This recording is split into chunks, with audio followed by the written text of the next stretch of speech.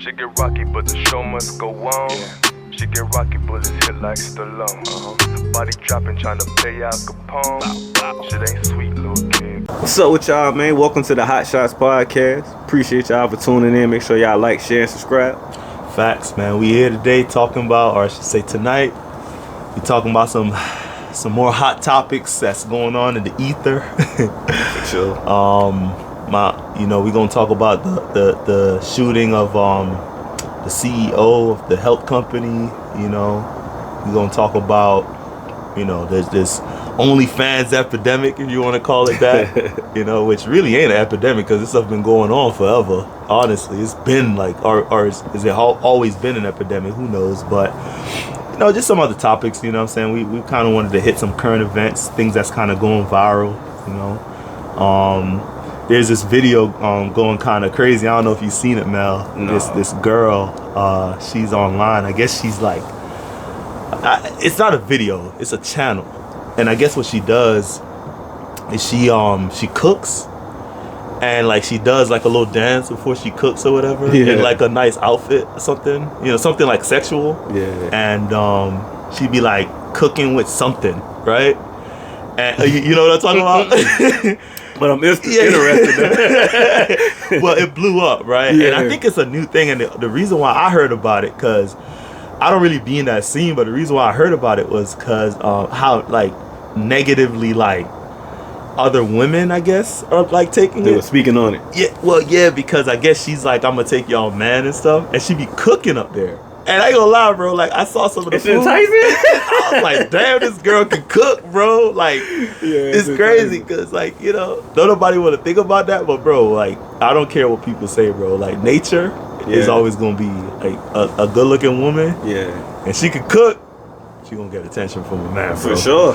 Yeah, For but sure. that was I kind of went off a little tangent there. But yeah, go ahead, man. What you got? What else we gonna talk about today? Nah, that's crazy, man. We got a lot, man. I want to speak about the Remy Ma and Papoose situation. Like, Okay, who go ahead. you felt was wrong in that situation. So pretty much, Yeah, I heard about it, but I don't know the details. yeah, I'm gonna run it down for you. Pretty much, they both rappers. You know what I'm saying? Yeah. They're both rappers. Okay. Remy Ma, like, I mean, she maybe had a few hit songs or whatever. That was the girl that was beefing with Nicki Minaj, right? Exactly. Yeah, I heard that jank she made. That shit was tight. Yeah, it was hard. It was hard. She got with Nicki. But look, her friend stole like $1,000 from her. She shoots her. Whoa. Yeah, that's why she went to prison. Oh damn. So she shoots for her. $1,000. Oh, okay. I don't think she shot her over the money. I think she shot her more the principle. Okay. You know what I'm saying? She probably was younger, Oh yeah. Oh, a long time ago. Yeah, this happened a while ago. Okay. So she came home from that. But yeah, she shot her or whatever. Went to prison, and Papoose held her down. Like, Oh damn. married. They was married. They had conjugal visits in New York. So going to see her, never missing visits, all that. So that was his wife. I mean, it was his wife. No, So that's impressive. Yeah. yeah. No, So. for sure. It comes out that she runs a battle league that she ends up cheating on him with one of the battle rappers in the league. So it's like she messing with the help. And now they both throwing shots. Like, I don't know. This is all hearsay. Like, I don't know who's true or who's wrong. So it's just like gossip. But I think they did file for a divorce, or they're filing for a divorce or whatever. But my thing is, like, a lot of people feel like maybe he was cheating the whole time. But I feel like he's a man, and if he was cheating and they was married, you went to prison for 6-8 years, whatever. Yeah, you gotta He understand didn't let it come out. Like, nobody ever, it was never no girl that came out and said, or came home with another kid, or none of that. So I feel like in that situation, she owed him more respect than that. You know what I'm saying? What you think about that situation? So it's funny. That's interesting because, so when, and I know you spent some time away, so you probably got a close. You know what I'm saying? Like, you got a lot of respect for people who hold down people that are put in that situation. As far as not being able to be home. But I know a lot of people that when they travel like overseas, like let's say you live in a different country, your husband or wife gets an opportunity to travel to the States or to whatever country you want to migrate to. Yeah. And let's say they got to go through like the immigration process. It takes time, and a lot of times during that process you can't travel. So if you left your kids and your husband or your wife at home, there has to be some kind of like You know what I'm saying? I mean, it might take 3 years, like longer, bro. Yeah, that's why. Yeah, right. So like, because honestly, to be real, that's partially why my parents split, because my dad came here for years and worked and kind of got himself straight, because it's the immigration process is like, it's a lot here, you know what I'm saying, to get your stuff. But it's hard on the family back home, so like you got to think, how strong of a person do you got to be able to hold somebody down for like that much time. And I think people in those situations kind of come up with like an agreement, like okay, I understand that what I'm saying, we're gonna be away for a little bit, but keep it away from the house, maybe, what I'm saying, lands and boundaries, like set boundaries, like I don't want to know about it, you know what I'm saying, my kids should know, or whatever, the neighbors should know about it, the church people should know to be talking about it, you know what I'm saying, like move like a thief in the night, man. Move, exactly, like I in the back of my mind I know, but I don't know, you know what I'm saying. So I think if he held her down for how much, 8 years, 6 years, I think it was 8 years. Yeah, between 6 to 8 years. I know it was either or, but I think it was 8. We gonna. I mean, he a man, and I don't think I could go 8 years. I mean, I'm gonna be honest. I don't think I can go 8 years. Not. Is it? You know what I'm saying?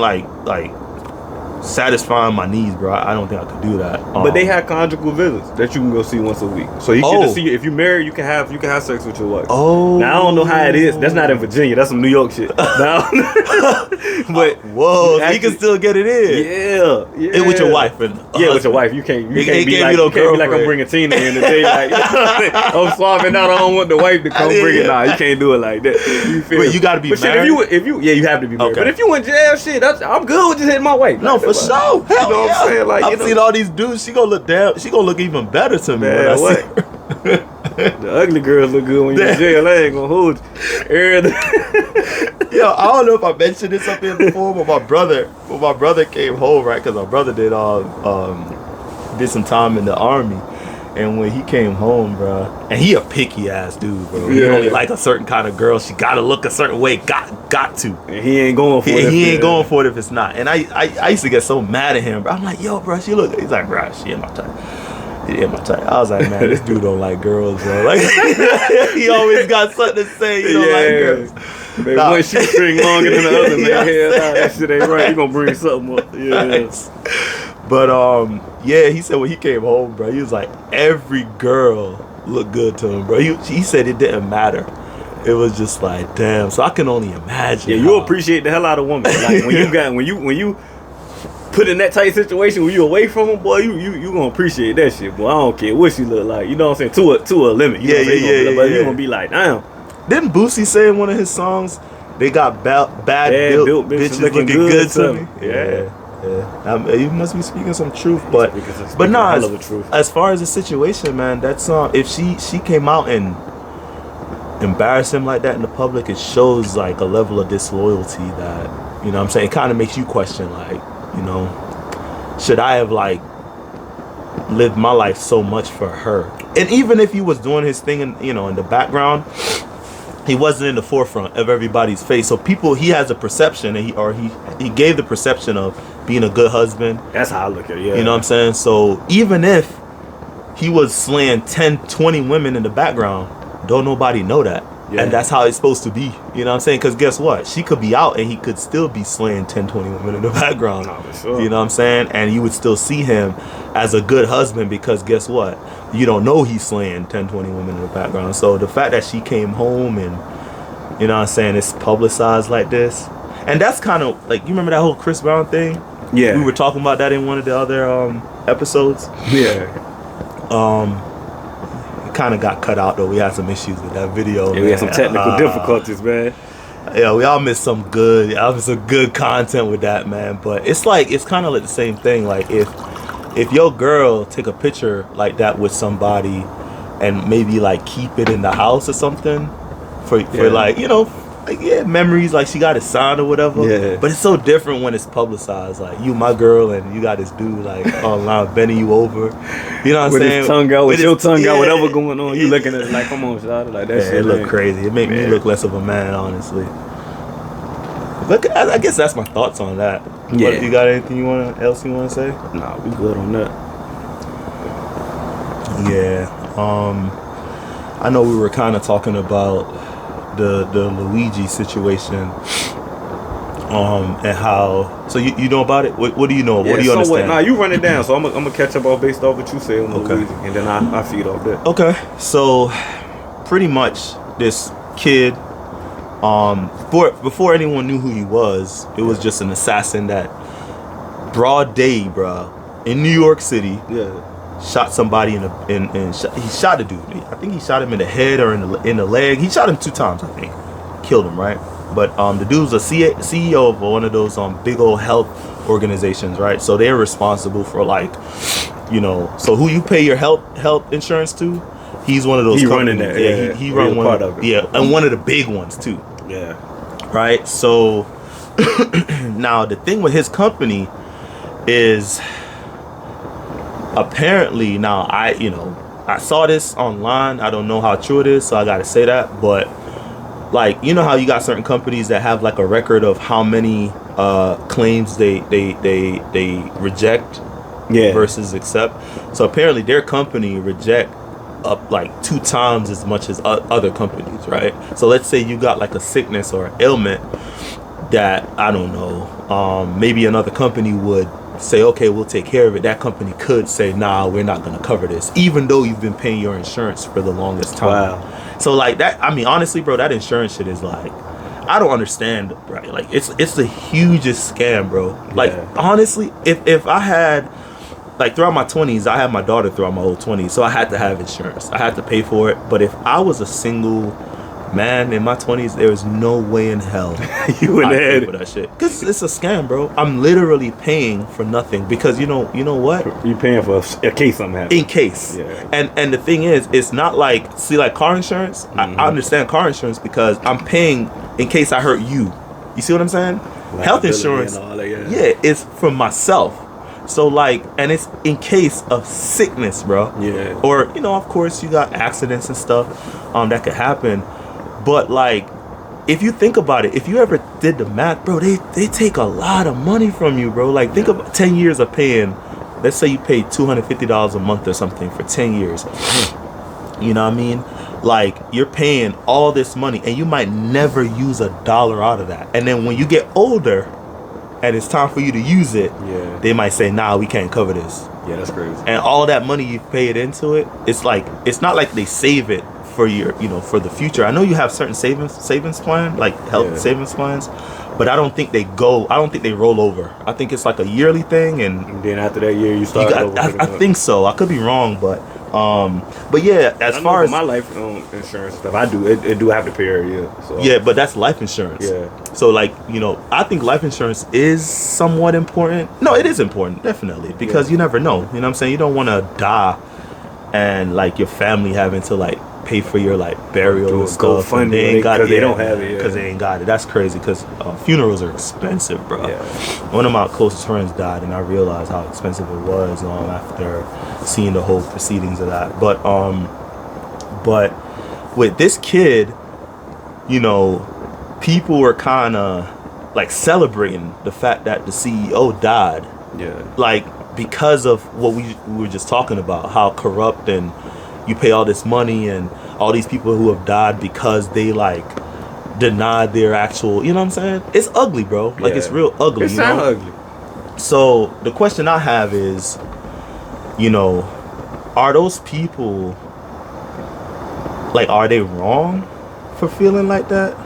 You know what I'm saying? Are they not right for, you know what I'm saying, for feeling like they shouldn't feel sympathy? I know some people are kind of celebrating his death. Yeah. And I don't think you should celebrate his death necessarily. But in America, we've celebrated a lot of people dying, bro. Nah, most definitely. You know what I'm saying? And people forget that, when Osama bin Laden died, when Saddam Hussein died, I don't remember anybody saying, oh my God, how could you, Now, obviously, those people are extreme, you know what I'm saying, as far as, because they directly do evil things. But if you, in your mind, deem that what these people are doing is evil, then technically aren't their reactions kind of justified in that way? Yeah, and then that's crazy you say that, right? And then the thing with that is, a lot of times you gotta mind your business, because America, like, people will say Saddam Hussein was evil, but Saddam Hussein, it was a certain way he had to rule the Middle East. And once he started ruling like that, that's when all the ISIS, and that's when they got worse once they killed him, because he was the only one that could put the fear in them people. So a lot of people, the media will paint a narrative that, he was this terrible person, but he the one that actually installed fear in those people too, that kept.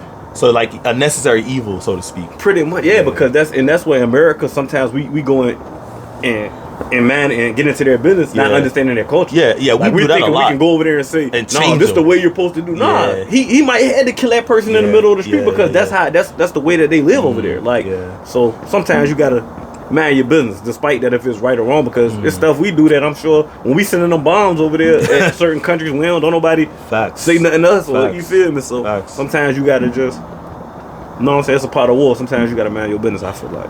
And that kind of went off topic. No, I feel you. I mean, another point like that this brings up is like, well, like for instance, if you work for a gun company, you see what I'm saying? Yeah. Then should you be killed by somebody who got killed by a gun? Like if you work for Smith and Wesson, or, you know what I'm saying, Ruger or something, or I don't know, Glock, whatever. Let's say you make Glock 19s. Yeah. And or better yet, they're always talking about assault rifles, ARs, right? Yeah. Let's say you work for a company who mass produces ARs, and all these like mass shootings that have been happening, you know what I'm saying?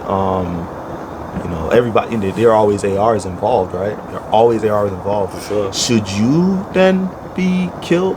Or should the CEO of those companies then be killed? So like, I can see both sides of the table, you know what I'm saying? Both sides of the argument, because it's like, there's a moral thing, bro, where it's like, damn, like, should we really celebrate this guy dying doing his job? And then, you know, I know a lot of people like the dude Luigi, because, you know, he's a good looking guy, young. He comes from like a pretty wealthy family, from what I understood. But like, he's been, once he started having back problems, his life changed. Like his whole like demeanor, outlook on life changed. At least that's what the story. You started having back problems? Back problems. Okay, yeah. Yeah, and it's like it never went away. And I think it seems like that's where he turned cold. Like, because it's like he's in constant pain.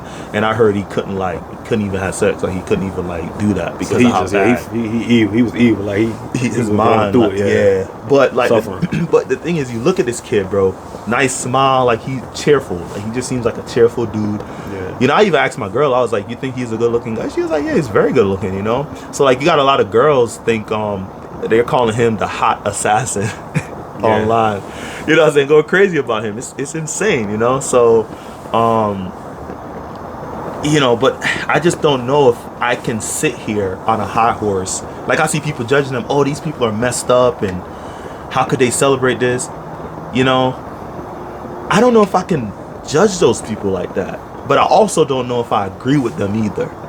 It's like a weird place. You're in the middle with it. Yeah. I mean, pretty much in a situation like that, I feel like you have to like, whatever fits you. If you feel like he's a piece of shit, then that's how you feel. If you feel like, man, he did what he had to do, what happened to him, whatever, like it's kind of on you. Like that's the good thing about life in certain situations. Yeah. That's how you perceive it. Like you might look at it one way, I might look at it one way, and like, but something that does happen a lot though. People's like, you brought up the way he looked. Like a motherfucker can be an evil motherfucker, but because he charismatic or handsome, he can get away with a lot of shit. Hell yeah. He can be damn near a serial killer. Bro, people will be like do that all day. Females, man, whatever. She could be terrible. She could fuck everybody, but just gonna steal somebody's wife for the simple fact that she looked like an angel. Like, facts. So it's like, damn, should they get points off or points, like, how does that work? Because what if she's super nice though, like but she just don't look that good? True.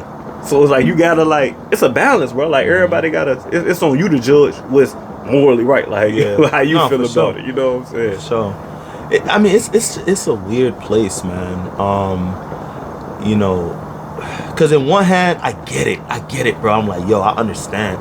You ever watch Game of Thrones? Yeah, I seen Game of Thrones one time. Wait, like the whole thing or just like one episode? I kind of watched the whole thing. I was locked up, so I I can't quite recall everything, but I seen it though. You seen it? You remember that there was a king in that junk. That when in the first season, King Ned, the Stark guy. It's been a long time, so don't get. I'm gonna mess up. I'm definitely ain't gonna keep it up with. Okay, the big dude that died. Okay, Cersei, the one that was like sleeping with her brother. Okay, yeah. Her actual husband, the one that was king, right? Yeah. Remember Cersei's son? The Joffrey. His name was Joffrey. Like a little skinny, kind of wimpy looking guy, but he was fucked up. Yeah. Remember he became king and he was just doing all kinds of crazy shit. You think he because he was power struck in this? He was right, and then he got poisoned. You know what I'm saying? And when he died like with his eyes, like blood coming out his nose and coming. Yeah, I remember that scene. And people were like, I mean, I was happy. I was like, yes, like he should have died worse than that. You know what I'm saying? Cause bro, like I hated this dude. They made us hate him. You know what I'm saying? But I think if I remember this correctly, I'm paraphrasing, but the author was like, should you actually be celebrating the dude dying like that? Does that make you, in a way, I'm paraphrasing like I said. Yeah. Like, does that make you just like him? Nah, it just make you human. So it's like if somebody said, I forgot which serial killer it was, and it was like, how would you feel that it's your son? And she was like, that's still my son. I don't give a fuck if he killed 100,000. That's how you would feel. Anybody would feel like that. Exactly. So we're human. They're like, nobody is a motherfucking robot. So to be like, man, you know what I'm saying? Like, that's your son, that's your daughter. You're gonna like stand on it. You know what I'm saying? No, like, for sure. I might not agree with. I'm gonna say, like, man, I don't agree with what they did, but I love my kid. Like, they evil, whatever. Yeah. So I feel like in those situations, like, you're gonna have people that, and then you're gonna have people that speak against it. Yeah. You know what I'm saying? Yeah. That's just life. Like, but the problem is that the people who are speaking against it, they're like condemning, like, oh, like the people who feel like it was justified, I guess. They're like condemning them, like, oh, you guys are, which kind of tells me that those people who are condemning them don't understand human nature, bro. Like, don't understand people. Like, there was this movie I watched, bro. It was I think it was called Civil War. Yeah. And it was like the newest Civil War movie that I've seen, that they made. And it was kind of following the reporters. Yeah. I don't know if you've seen it. Nah, I haven't seen it. But if you watch that movie, bro, and I'm not gonna spoil it for whoever want to watch it, what happens in that movie, the way people behaved in that movie, I could see that, bro. Like in real life, like how people get feral and just like, I guess like they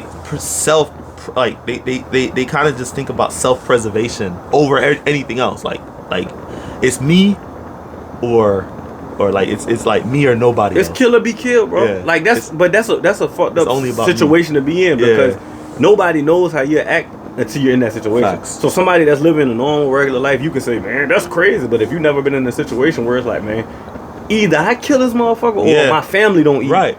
Then but from the outside looking in, if you just seen me hit this motherfucker with a rocket, kill him and take his food, you can be like, he's the worst person in the world. But no, if I didn't hit him with this rocket food, my baby was gonna die because he ain't eating 3 days. Right. So it's all on perspective, man. You gotta that's why you never.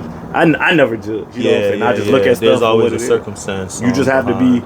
I just say be prepared and be ready for everything. You know what I'm saying? Anything. You know what I'm saying? But there's no right or wrong, because who is right? Like, I do think that they need to get off their moral high horse, though, where they feel like, oh yeah, well, I feel this way, or I feel like I'm a normal human being because I feel devastated for this person. And I'm gonna be honest, bro. And I know a lot of people lie about stuff like this. Yeah. A lot of these people who say, oh my God, I feel bad for this person, they don't feel bad for them, bro. They just be saying that stuff. Like, I can't feel bad for everything that happens in the world. You know why? I'd be miserable. Yeah. Because bad things happen every single day. Yeah. You just gotta pray to God that, like, you don't have to experience it, or your family don't have to experience it. But, bro, like, I mean, it's just like getting like triggered by everything somebody does. Like, yeah. You know what I'm saying? Why you letting it bother you so much? Like, be like, oh, like, pay attention to it, show it respect, move on.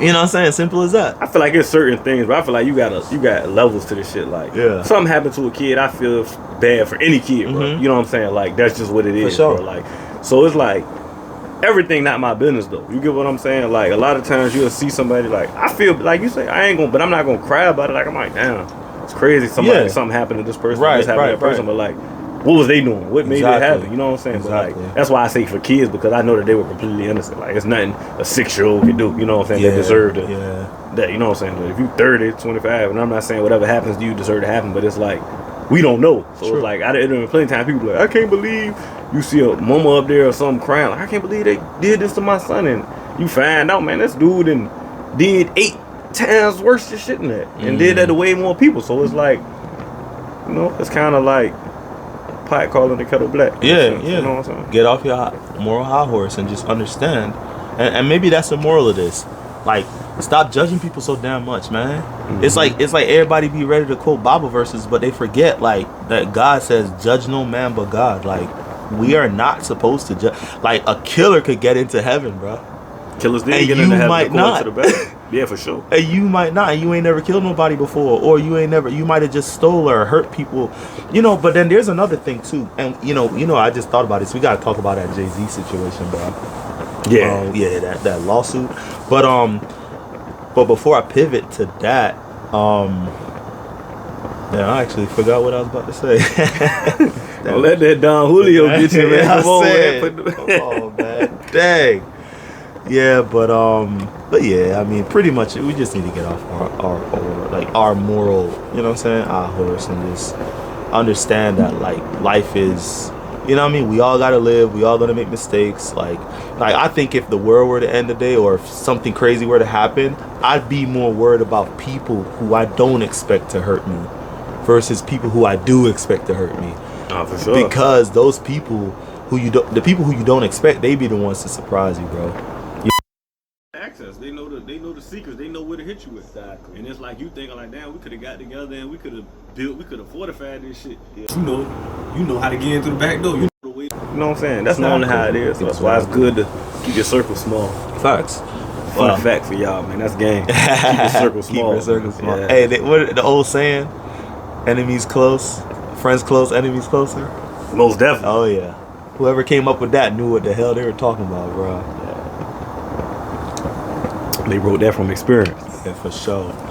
All right, what did you hear about the Daniel Penny situation in New York? You know, the dude that choked out. He choked the dude out on the train. Man, look. So, was it 2 white guys? I was trying to figure. I was researching and I was trying to figure out. Okay. And it was 2 white guys. What happened? So it was 1 black guy and 1 white guy. Okay. So you probably seen this dude before. I seen it. I went and looked it up. I seen it, but I'm trying to figure out the story. I'm talking about the dude that died. You probably seen him before this happened. Okay. So he used to do like Michael Jackson dances. Like he used to impersonate Michael Jackson, like back in the day. Like if I remember correctly, it's him, right? Yeah.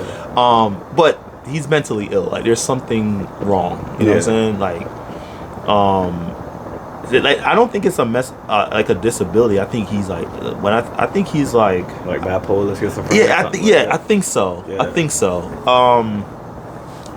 And I don't think he was taking his meds. And I think he went on the train and he was just like, "Yo, I'm about to kill somebody today, and I don't give a damn what happens to me." And I'm paraphrasing, that ain't word for word, but it was worse. Pretty much like it was that. worse. Like worse that. Than that. Yeah. Like I ain't trying to, you know what I'm saying? Yeah, I got you. But like he went, like he was going in, and like apparently like there were mad people on the train that were like terrified because they thought like he was about to really do something, you know. And I guess I believe anybody would. Yeah. Oh yeah. I mean, you're telling me you're about to kill somebody. What? Like, so I guess the dude got up.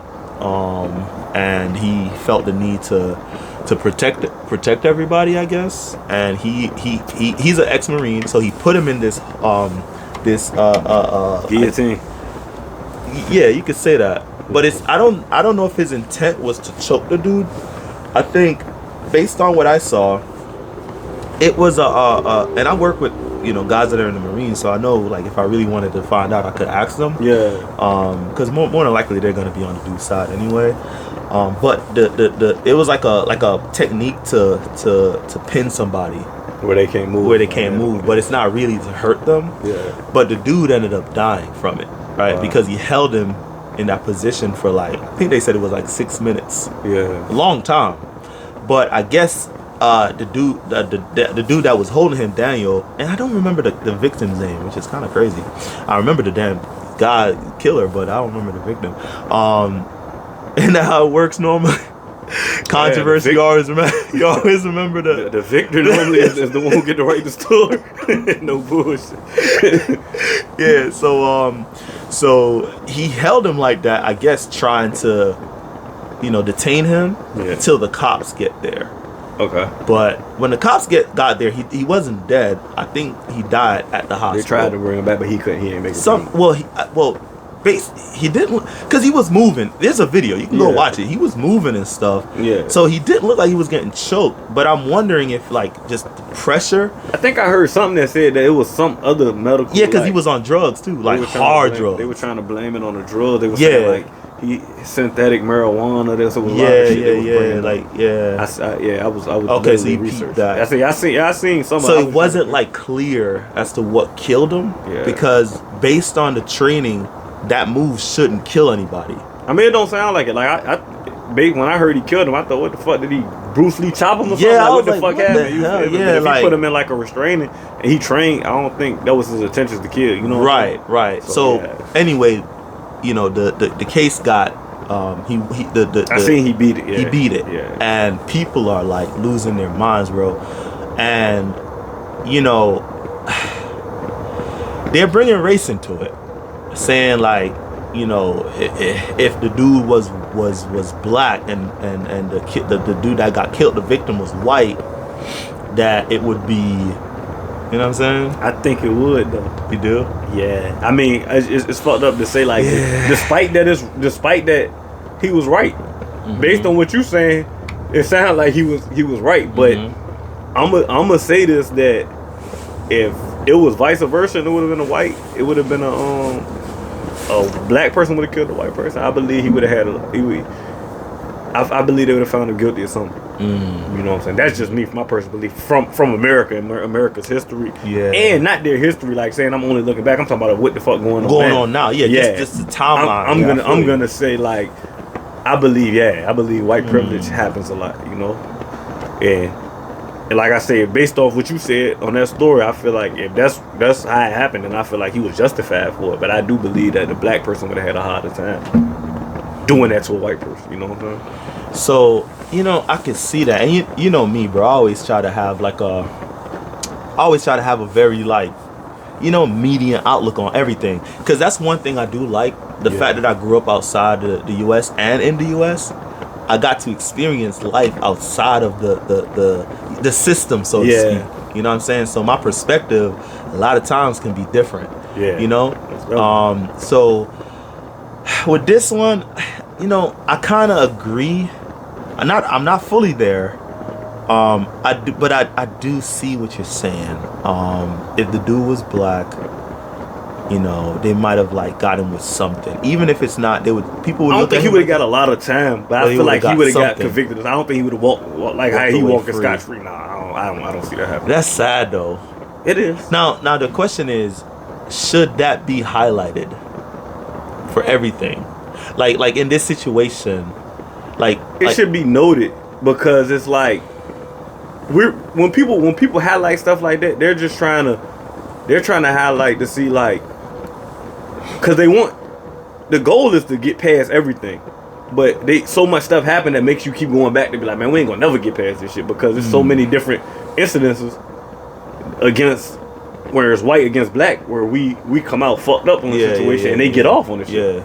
It's not too many situations where they come out fucked up and we get off. Are you sure? Are you sure that's not just a perceived thing? Nah, that's not perceived. Reason why I say that is because the media. So one of my coworkers was telling me, and don't forget what we're talking about. Let's reel us back, all right? Yeah. One of my coworkers was telling me about his how he raised his kids. Successful guy. Actually, he's a rocket scientist, believe it or not. Real smart dude. He was telling me how he raised his kids, and he was saying, that the media scared them so much about like what was going on in society then, that they wouldn't let their kids go outside. You know, oh man, a lot of kidnappings. People are pulling up in ice cream trucks and kidnapping kids. You know, that was when that stuff was going crazy. And you know, so like if you watch that, you're like, oh wow, it might only be like a few cases, but they galvanize it so damn much. It's like that's what you're seeing all the time. You know what I'm saying? Yeah. So that being said, don't you think that the media has a way? And actually, before I pivot back to that, he said that the media messed with his psyche. Yeah. Which in turn messed with his kids' psyche. Yeah, true. You know what I'm saying? Because you're thinking, I'm doing this to protect my children, but all you're doing is listening to the news. You know what I'm saying? And when I say media, I ain't talking about social media. Back then, you know, it was talking like about the news. Yeah. CNN, like all these news channels on cable TV. All they did was scare you, bro. Oh man, this is going on. The world about to end, and you know this killer did this, and your kids aren't safe, and you know what I'm saying? Like it was just crazy, and then people like just like lock in, and they're like, oh my god, like I need to do something or I need to react, and you know, I think though, you know, to come back to this situation or this topic, I think that sometimes the reason why we see more of what goes on in the black community is because the media knows that they'll get more of a reaction out of it. I think that if this story was with a white dude being killed by a black dude, it wouldn't be this big, personally. I don't think you would have known about it. I actually think that I'm actually willing to bet $100 that you could probably go back and look at cases where a black person killed a white person on the train, and you ain't never heard shit about it in New York. With all the people that live in that. Let's bet that $100. You pull it up. You pull it up. I bet. I'm you pull it up. You show me where a black nigga killed a white person, and that's how a black person killed a white person. And what are we betting? What are we betting? You said $100. Yeah, no. But what's the bet? Because I want to make sure you understand what I'm betting. I know what you said. Tell me what you bet, so I make sure I agree to the right bet. I'm betting that this person, a white person, died by the hands of a black person, and it wasn't blown up. That's what I'm betting. I guarantee you. I bet that. I guarantee you that you can go out here and find it, and it wasn't like top. News. I'm not gonna bet that. I was gonna say because you're gonna lose your money. Bro. Because it's probably up. I mean, because you said any time frame. That shit can be from 19. Because I'm saying like, but I'm talking about it's gonna be that 1 to 100,000. Bro, I'm telling you, probably within the last 20 years, it's probably more. Like I'm willing to bet money. I do 10 years, and I bet you. Man, you can't be saying that. 10 years is up. You can't be changing up my bet. Say man. 10 years, man. I'm gonna bet you, man. 10 years, I guarantee you. 10 years, I bet you. Cause they ain't letting black people keep, man, bro. Man, nah, man. Bro, I almost want to take the bet. That honestly, bro, it's always when the black man is the victim. That's when the news is high. You don't notice that? You ain't never noticed that? Think about it. They don't really victimize because they don't really get victimized. So then why are you betting against it? Why they because I'm telling you what happened. Because you said all time. So I'm thinking, man, how long this world been around? They probably gonna have No, but I mean the subway system in New York ain't been around forever, right? Yeah, I mean shit. we in 2020 been around early 1900s. It been. Yeah, but it's gotta be. It probably happened one time. Nah, I bet that shit. Fuck it, I bet it, because that shit, if it happened in the 30s, I know they hung the black nigga. Well, yeah. I know he probably couldn't take the train. If it was a 1930 and the black dude did, I know he got fixed. You know what I'm saying? Man, yeah, I take that bet. That's better. I take that bet for sure. You gotta make your mind up. You about to lose $100, bro. I guarantee you about to look up. Nah, but look, you probably gonna find more than one. Back on topic though. Like this, what the scenario is, bro. They don't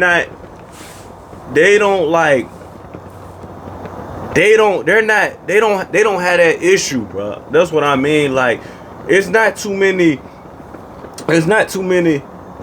white people that can say when they were growing up that they could just be kids, bro. You get what I'm saying? Like, they could just be kids, bro. Like, us as black kids, we couldn't be just kids. Like, if it's 5 white kids in apartments smoking weed, they probably would never get bothered, bro. To us, they harassing us, bro. And I told you that before. Like, they harassed me, bro. When I moved to Williamsburg, like, I came from Newport News, bro. And when I came to Williamsburg, like, the way they were acting, especially when I got my car, I had a car at 16. My uncle gave me a car, bro. They will follow me. I had the police actually tell me one time, bro, if I was you, I'd go back. I couldn't. It was like during the recession time, so I couldn't find a job, but I kept my job. I spoke on that topic before, so but like, dude told me to get out of there, bro. So what I'm saying is, like, I don't think a white person would have had to go through that. You get what I'm saying? Yeah. So that's why I say, like, you have to, and you probably don't feel it as much because you were in Jamaica where everybody black. You get what I'm saying? Well, or majority is black. Yeah. You know what I'm saying? When you're the majority, it's different. So I grew up with Asians, some whites, because you're white. But y'all couldn't be oppressed because y'all were the majority. So but you know what's funny? You know what's funny? Yeah. Because I believe in this more than anything. Classism, bro. For sure. I think there's more classism than anything. For sure, because if you got the money and you're in a higher class, then you're not going to be dealing with the... you don't want to associate it. You're not going to be dealing with the lower profile. But we're speaking on middle and lower class. Yeah. Majority of that, they're gonna deal with that. The white people are gonna be able to escape it a little more because of their color. The black people, you're not gonna be able to have them, especially if you're lower class. Yeah. That's the part that I'm talking about, where it's like, it's gonna smack you in your face, where it's like, the little boy Tamir Rice, if he was a white kid playing with his cap gun, he wouldn't have got killed. Right. Get what I'm saying? And I mean, I can't say that for 100% fact, but I honestly believe for 100% fact, if a little white boy that was 12 years old was outside playing with his cap gun, no police officer would have ran down on that boy and killed him. Right. Rest in peace, Tamir Rice, man. No, for sure. You know what I'm saying? And I stand on that. I will say this. I mean, obviously, you have cases where, you know, you can't argue. There's no argument. You know what I'm saying? There's none. And we've covered that on the first episode, because it was the first episode we talked about police brutality or just police in the community. But I you know, fair.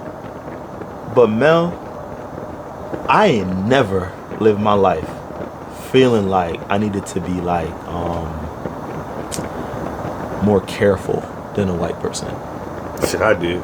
I've never like lived my life feeling like, okay, I need to I gotta work harder than a white person in order to get something. You know what I'm saying? Because I'm not gonna lie, I've done pretty well for myself. Being an immigrant that's only been here for as long, because I've not been here that long, bro. You know what I'm saying? For sure. And I mean, you know that more than like most people. You know what I'm saying? Like, and I have friends that are white that looks up to me. For sure. They'll say, bro, like, how do you do this and how do you do that? Shoot, so some of them want to come on the podcast and talk. You know what I'm saying? Like, because they feel like there's this thing, bro. There's this thing that I think that these people who are always like saying white this, black that, I feel like they're just stoking like fear and I feel like they're making black men less confident in themselves. Like, I heard this, I was listening to this podcast once, a long time ago. This African woman said, and I had never considered this, I was a lot younger, I never considered this, bro. She said that she would never date an African American man. Yeah. Because, now she's African now, from Africa. She would never date an African American man because African American men are hurt. Yeah, they're like they walk around, they're really hurt. They don't have the confidence that a man that she would want to date would have, and a man that she would want to date is like a man that's not from the United States. Yeah. That's a black man, right? Mm-hmm. And I was like, wait a minute. See, back then I wasn't really looking at stuff. I was like, I kind of took it like, that's a crazy ass thing to say. You know what I'm saying? Like, whoa, like, why do you feel? But then I started looking at it and I was like, well, if you have people going around feeling like they're victims, feeling like if I do this, this could happen, or they're not gonna promote me because I'm black, or I can't get that white girl because I'm black, or they're not gonna accept me because I'm black, or I'm gonna get arrested because I'm black. What do you think that's gonna do to your ego, so to speak, as a man? Now, if you're speaking from it of what if, then I agree with what you're saying, but what if you're speaking of it from experience? See, it's a difference between speaking from it from saying, what if I'm not going to get this? That's all right. If you never experienced it, then you can't speak on it. But you know people are going to do that. 100%. I understand that, but I'm speaking on it from experience that where it happened. Right. So, right. No, sure. Not even just, but to me personally, but also to numerous others. So I agree. So when you speaking on it, if you're moving out of fear, if you live in an environment where that's not happening, and you're like, man, this might happen because I'm black, and that never happened to you, more than likely you live somewhere where that's not gonna happen to you at. But if you living somewhere where it didn't happen to you, then leave. Everybody can't leave. If you Everybody can leave. No, you can't. If you're 15, 14, you cannot leave, bro. You don't know what people's financial situation. I agree. Everybody, you cannot say just leave, bro. I agree. It do not work like that, I agree, but it does work like that. The reason why like is that. because you need to be patient. Set yourself up to leave. Get yourself out of a but certain situation. why you trying to set yourself up to leave? Anything can happen. You can die. Anything could happen, but what you do, I agree. What you could do though is you can avoid the bullshit as much as possible. You know what I'm saying? Avoid the bullshit as much as possible. If you know, okay, man, if you know the military is outside and they shooting people, why the fuck you going outside? You know what I'm saying? And I understand. What about outside? What if you going to get a now later, bro? Huh? So we pivoting. You saying if you going outside and they're shooting. I'm saying what if you just wanted to, what if you 13, 14, you just wanted to go get a now later, bro? Trayvon Martin just wanted to take walk his girlfriend home, bro. So we speaking on shit like that. Yeah, but Trayvon's situation, that dude wasn't even white. You know what I'm saying? I'm not speaking on. We not speaking on white. I'm just talking about what happened to black people. I don't care if he was white or whatever. Yeah. I'm just saying the fact that it happened. That was a minority versus another minority. True indeed, but I'm just speaking on it to speak on it. I'm saying like regardless, that young boy didn't come home. He didn't. And that situation was over some bullshit. Over some now later. Over it was bullshit. some bullshit. But I'm saying that's the shit that we constantly deal with, bro. Right. It goes back to Emmett Till. So that's the thing where people would be like, man, is this true? Nah, this shit true. This shit that went back to Emmett Till. This shit that went to Trayvon Martin. This shit that went to Freddie Gray. This shit that went to everybody. Is the answer to fear monger? No, it ain't the fear. But that's what we're doing. Nah, it ain't. Nah, I ain't. Because every time I you know how many people I meet that says, even for me, bro. I got in this program when I was younger, because my schooling was very like different. You know what I'm saying?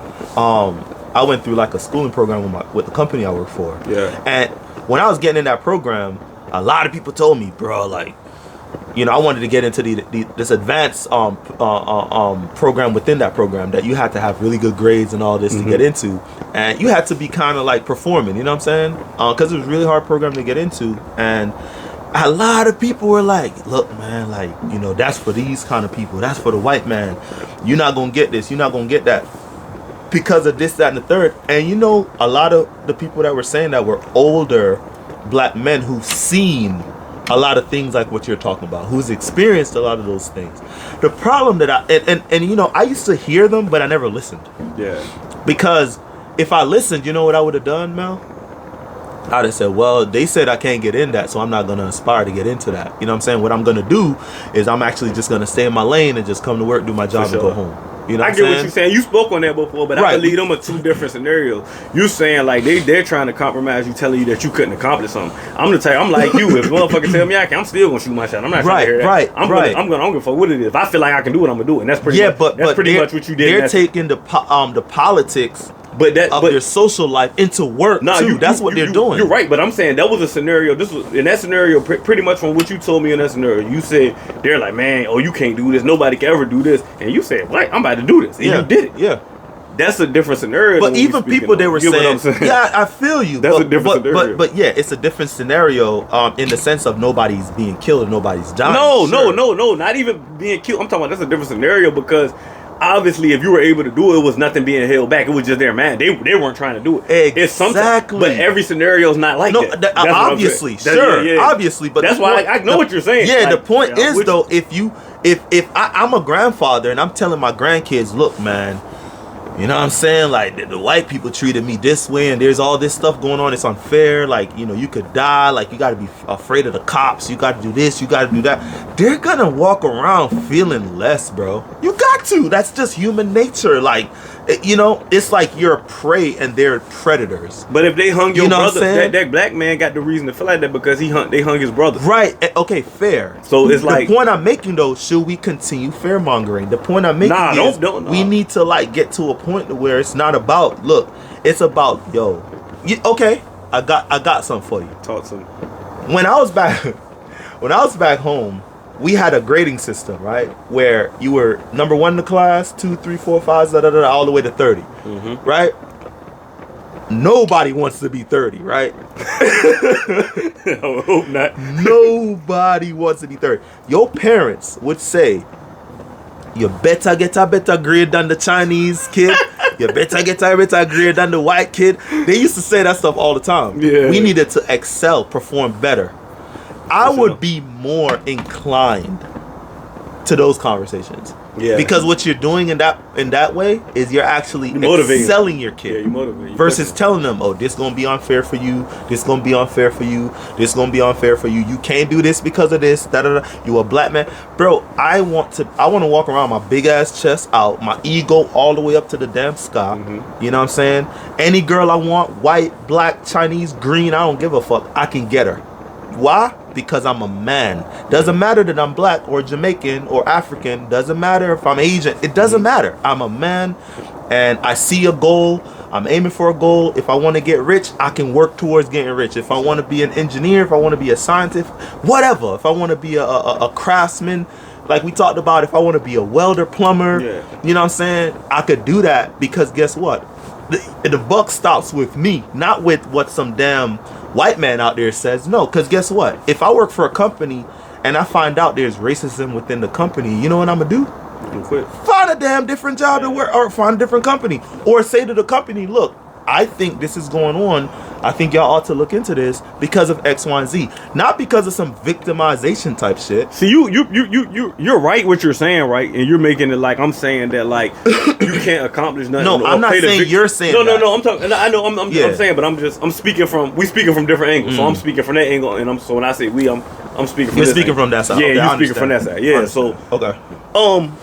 Pretty much, you have to not. Nobody's saying that. Oh, because you can't. Because of these traps are in the way, you can't dodge these motherfuckers and still excel. Nah, we just saying acknowledge them and know what you got to do. Don't use them as a reason to say. Not everybody's saying that though. I mean, of course, you got race baiters, bro. Of course not. Nobody's gonna think the way you think. But I'm speaking for people that I'm trying to uplift. So of course, like it's gonna always be somebody. It's gonna be that person that don't want to get a job. He don't want to do nothing. He gonna make every excuse in the motherfucking world. Facts. I don't give a fuck if he was black, white, green, purple. He gonna make the excuse. Right. Then you have that motherfucker that really trying, but he just keep coming up with different hurdles. It's different shit going through. It might be the system with him trying to get his kid. It might be this going. He really trying. I'm trying to do everything right. I ain't trying to do nothing illegal. He really doing everything right. But he going through different shit. Man, I ain't been able to see my kid, and it make people like, damn, man, I want to give up, but he's still fighting. So every scenario different, but I'm saying it's set up. It's not. I'm not saying it's set up to mean that you have to lose. Fight, figure out another alternative. But acknowledge that it is. Acknowledge it is. We did start the race with one arm tied behind our back. You know what I'm saying? The fact that you and I tell you that all the time. I say, bro, take more credit for what you done, bro. Don't just look at it and be like, bro, because I did this, I did like, nah, bro, you did, you excel. You did what they didn't expect you to do. You get what I'm saying? You're not what they didn't expect you. If they would have mapped your life out, if they would have looked at you from the age when you were growing in Jamaica to where you came and all that shit, they wouldn't have expected you to be where you at. So embrace that shit and embrace it, and then push that confidence in the other black male instead of saying like, man, look, we can goddamn all do this. We can everybody can't do it, because where you might have goddamn made it through, you might have stumbled through something and excelled or ran across something. They might have stumbled and it might have knocked them back 2 times feet. It might have been something small. It might have been anything. They might could have just been in the car at the wrong time because he needed a ride, and just the only way he could get to work. And the motherfucker might have threw the gun in his car, and it wasn't his gun. There's all type of scenarios that come up, bro. And it's nothing. If we were in the car right now, bro, and I'd be like, shit, that ain't my gun, because I know I got a felony. You gonna get caught for the gun. Or you might not get caught, but you're gonna go through the whole court system. You know what I'm saying? It's gonna ruin my life all different. It might not ruin your life, but it might slow me down a little. Exactly. Bit. So you never know what kind of scenario it comes up with, bro. It's never just as simple or easy as black and white. Like, of course, I've been through my fair share of not lawfare, but like a bullshit. You know what I'm saying? Where I had to deal with, child support, divorce, and accusations. You know, like I dealt with some of that crap too. You know what I'm saying? But I never let it. And I've gotten like, people hit me up on Facebook like, bro, like you don't let nothing get you down. Like, you just push. You know what I'm saying? But you know what, Mel? It's funny you say I'm supposed to be proud of those things, but I actually look at those things like that's what you're supposed to do in life. I don't look at it like, yo, I'm supposed to be proud. Like I look at it like, well, actually, I need to be doing better. That's how I look at it. Like I need to actually be pushing harder. But you know why I say that? Not to cut you off. Why I say you need to be proud of it? To push that proudness on the other black kid that don't have that same confidence you got. You get what I'm saying? See, it's more like I try now. I'm getting to the point where I want to do a lot of shit for the youth. You get what I'm saying? So it's like, whereas like that's a different kind of confidence. You get what I'm saying? So you're saying like, man, shit, everybody should feel like that, but everybody don't feel like that. But if they hear your story, hearing us talk about it now, they're like, man, Peter sound like he got everything figured out. And you can tell them like, man, fuck what they talking about, man. You want to do that, you can do this. You know what I'm saying? I'm living proof. Instead of saying that they you know what I'm saying? Instead of being like, man, nah, you can figure it out, because everybody don't have it. Some people need that confidence, because you know what might install that confidence in you? Your father. These kids might not have had no father. So they don't know where to get that. They don't know where to soak that confidence. They got that confidence from the drug dealer up the street. You know what I'm saying? They got this confidence from the gang up the street. So, you know what I'm saying? You had a father that's like, nah, you won't, you know what I'm saying? So like, whereas I ain't had no father. You get what I'm saying? My father couldn't teach me confidence. I had to get confidence on my own. Yeah. You get what I'm saying? Of course you have other family members and all that shit, but like, it's nothing like your father, bro. You know that. You have a daughter. You know what I'm saying? So it's nothing like that. So it's like, you gotta look at every scenario different. You know what I'm saying? So it's like, even like your story, like you like you say, you an immigrant, bro. You came from Jamaica. Jamaica, you know, that's the bottom, bro. Yeah, you get what I'm saying? It get real. It get real out there. So what I'm saying, but but you still got like shit that's going for you. You get what I'm saying? What about that kid that don't even know his motherfucking daddy, bro? You get what I'm saying? He don't know him. Like he can't tell you, goddamn, his daddy could walk past him right now. So one of my good friends, I talked about him up here before. He actually doesn't know his dad. Well, he knows him, but he doesn't have a relationship with him, because his father kind of did the same thing. He kind of just ducked out. But his mother was a strong figure. Yeah, that's my mom. Now, a lot of people would say, like, you know, that certain mothers they can't really do, and I would agree that you do need a father for sure. But I also do believe that some of it has to do with the person themselves. For sure. Like, I think certain things can be taught.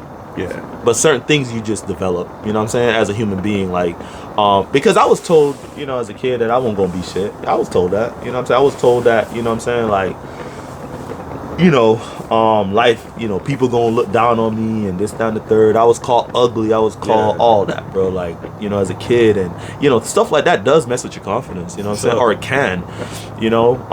And then I got older. I started growing. I started lifting weights. I started studying. I started reading. I started, you know, girls started saying, oh, you fine, you know what I'm saying? Like, yo, can I this, can I that? You know, girls started spoiling me, buying me stuff, or just wanting to come see me, spend time with me, you know what I'm saying? You know, all of that stuff. See, I never indulged though. And I think you know that about me. I never indulged in really anything. Like too much is what I'm trying to say. Like, even when we smoked back in the day, like, I won't never really like, yo, where the weed at type. Yeah, you was like, I hit that motherfucker now and then. Yeah, like, it was, like, I never really, even like, so women, same thing. I never indulged in that either. Alcohol, I never indulged in that either. Like, and I still don't indulge, you know what I'm saying? Like, I'm not the type to get drunk, so I don't go to the bar and spend all my money on liquor or on girls, or I don't go, you know, I ain't gotta have the latest Jordans, you know what I'm saying? So there's because, you know, we all make a certain amount of money, and it's how you spend it. That's really what it is. Yeah, most definitely. You know what I'm saying? And it could elevate you, or it could keep you where you are, and that's okay either way. But you got to be okay with it. That's the only thing. Are you happy with where you're at? And you're right. Like, you know, I don't know where I got the mindset from. You know, maybe it was my dad, but I also had other people that I looked up to. Like, for instance, the guy who taught me woodworking, right? Yeah. I look up to that guy, and he was actually one of my ex's dads. And you said it was your ex-dad? One of my ex's dads. That's crazy. You know what I'm saying? And I love that man, bro. Yeah. Like, I like, when her and I broke up, bro, I was hurt, bro, because I was like, damn, like, I ain't gonna never be able to talk to him. Like, you know what I'm saying? Like, that dude was so cool, man. Like, he taught me, like, he just taught me so much, man. And he definitely elevated my life, because I would sit and I would listen to him. I would listen to his experiences. I would listen to his hurt. You know what I'm saying? Some of the things he went through. He had a kid that was outside a marriage, and, you know, the son actually passed away. And I remember the pain that he went through with all that. You know what I'm saying? I know that was rough on him, you know. And I remember how he looked at me and how I looked at him, you know. And my dad knew him. My dad liked him too. He liked my dad. He always told my dad, you did a damn good job with this boy. You know what I'm saying? So even if you don't have a father, you got to be open to having a father figure, so to speak. Dig this. And I was about to speak on it. I ain't want to cut you off. Yeah, man. Look, Now you said he was like he popped up. He was like another father figure. Yeah. Okay. Or a mentor. So mentor. So yeah. you're not gonna say father figure. Mentor. Yeah. But what you already had. So you knew how to take. You know how to take. True. Constructive criticism, whatever it is, from a man. Yeah. When you don't have that, when you listen, bro, once you get to a point, like, of course, I might not be paying no bills or nothing like that, but once I get a certain age, if I hear a noise at the house, I'm gonna go to the door. Yeah. You know what I'm saying? Yeah, no, I feel you. So it's kind of like when you get to that point, you feel like I ain't gotta ask nobody for shit because you get what I'm saying? Yeah. And it's like it's fucked up to feel like that because it's like, you know what I'm saying? Like I should be able to goddamn, you know what I'm saying? Yeah. Ask this person to be like, man, I'm actually scared, bro. Yeah. I don't wanna, you know what I'm saying? Yeah, for sure. I'm scared for real. Sure, but instead of me saying I'm scared, I might be like, shit, fuck that. I'm gonna go goddamn, but I'm gonna grab this pistol real quick. Yeah. Make sure we good. I'm gonna make sure everything in this house. You know what I'm saying? So it's different scenarios, different routes you gonna take. To you know what I'm saying? Like, you just hit a point. When I say that, I had a pistol since I was 14, bro. You get what I'm saying? Damn. So you know what I'm saying? I always had I done had a gun around that from 14 to going to prison. You get what I'm saying? Yeah. I got to go to prison when I was 19. So if I don't have one, I'm looking for one. You get what I'm saying? Yeah, for sure. You know what I'm saying? That's just what it is. So it's like you looking for. I won't looking for it to be like, bro, I got a gun because I'm the toughest motherfucker. I got it because it's like, bro, I just ain't even trying to let nobody play with me, bro. I don't want to. You know what I'm saying? Whatever scenario got going on, and not to say I was doing shit too. I ain't gonna act like I was a saint or nothing. You know what I'm saying? But at the end of the day, it's a different. Bro, I remember, bro, I was like 12, bro. Me and my mama, and we thought somebody was in my room, bro. We thought somebody had broken our house, and it was like, I felt helpless, bro. You get what I'm saying? Like, you know, if you had your dad or something, bro, like, you had your dad or something, your daddy gonna go check that out. And then I remember one time, I had went to go do something. I'm probably like 18, and I had went to go do something I wasn't supposed to do. Probably I ain't gonna say I was supposed to. I don't know what I did, but I wasn't there at the time. And my mama had called me and was like, she thought somebody was in the house. You know what I'm saying? This one we was not in Woodshire, but them apartments, Colonial Pounds. Yeah. I remember that. Boom. Yeah. So she thought somebody was in the had broken up apartment, or she had heard, but it was the balloon. The balloon that got in the ceiling fan. So when she opened the door, she heard, my bad. She, no, you good. So she scared. She called me like, Mel, can you come home? I don't know what the fuck sound like somebody in the house. Yeah. I'm pissed because I'm ready to go home. But I'm far. I'm like maybe in Richmond somewhere. But I end up calling one of my friends like, bro, can you go to my crib, make sure my mama good, bro. Just open the door. She said she heard something in the house. Yeah. He lived in the neighborhood. He went checked it out. You know what I'm saying? I was like, bro, man, want nothing. He walked straight in there. He like, ain't nothing going on. He went in there and checked. It want nothing but the balloon. You know, I'm laughing about it, but I'm saying like, thank God, but I'm saying that's the difference of having a man. You know what I'm saying? Like to feel protected. So if the same way a kid feel that way, the same way a woman feel that way, she gonna always feel like that if she don't have a man. That's the same way a kid feel. So if your kid 13, 12, 14, he don't have no father figure, he gonna feel that way because it's like, damn, who gonna I gotta protect this. You get what I'm saying? But then kind of hitting that, okay, fair. But then think about, like, you ever heard women say like a lot of these guys ain't men no more and all that? You ever heard women say that? What do you feel about that? You know, going off of what you're saying now. Like, do you think what they're saying is that a valid point? Because a lot of them say like a lot of men don't really know how to be men nowadays. I don't agree with that, and I feel like I ain't got a lot of friends, but I feel like all my partners I know take care of their kids. They got them, and if they don't, I don't want to be around them. So I can't speak on the masses. You know, it might be guys out there that don't take care of their kids. You know what I'm saying? But like me and all my partners, bro, like, we take care of our kids to the best of our ability. You know what I'm saying? Whether it's physically, money-wise, being there, getting them off the bus, whatever it is. You know what I'm saying? So I can't speak of nobody that's like, you know what I'm saying? I feel like it was a point in time where it was a lot of just deadbeats guys, and it probably still is a lot of them out there. And we talked about this before. You did say you do believe that it's getting better, which we all want to see. You know what I'm saying? I believe it's getting better. I believe if you look at our age, for the guys that's in our age, if you probably do a survey, just the people that we know, maybe. Yeah. Like, I know some that don't do shit for their kids, but I feel like the majority of them I see them with their kids, bro. Like, they at the games, they got them. Okay. You know what I'm saying? So, I say salute the black man for doing that. Okay, man. That's good. That's good. I mean, I don't know the statistics, though. I'm just speaking on my personal. What you see. Which I actually think that, I be telling this other dude I work with, like, yo, man, focus on the micro, bro. Like, don't focus on the macro. Meaning, like, focus on your life. You know what I'm saying? Like, you know, if you always focus on what's going on in the world, you're gonna always be in a panic because it's too much. It's too much. Yeah. Like, you can't, you know, the human mind's not meant to perceive and solve problems that big. Yeah. Only special people are gonna be able to solve problems if they even can solve it. Yeah. You know what I'm saying? Focus on what's going on in your life, in your surroundings, your family, with your friends, stuff like that, and I think you'll be okay. So that's actually, bro, I think the way you look at it is healthy. That's a real healthy way to look at it. Like, yeah, you know, my friends are doing what they do for their kids. So what I see is good. I don't know what you're talking about. I respect that, and I like that a lot, actually. And it could be because I'm not gonna deal. If I feel like I'm not gonna deal with somebody that don't fuck with that. If you got a kid and you just out here in the club every night, you not. You know what I'm saying? There for your kid. I'm not gonna respect you. You're not somebody I want to hang around. There's certain things where if I see you do as a man, I'm not gonna want you around me. Like, you know what I'm saying? Like, just cause there's certain codes that I grew up by. You know, and I know I never really talked about how I grew up as far as like some of the things that we experienced, but you know, like he said earlier, Jamaica is like a rough place. You know what I'm saying? For the locals. Like, if you grew up there poor, you know, that's a place of poverty. When it's poor, bro. You know what I'm saying? But ain't nothing like home to me, bro. Yeah. When I go home, man, like, there's a freedom that I get. A feeling of freedom that I don't have it no other time. And I feel free to a point, because this is America. You really ain't free. Like, everything costs money here, so you couldn't be free, right? If it was free, everything wouldn't cost money. You know what I'm saying? That's a fact. To go fishing costs money, bro. Like, everything costs money here. Like, it's back home.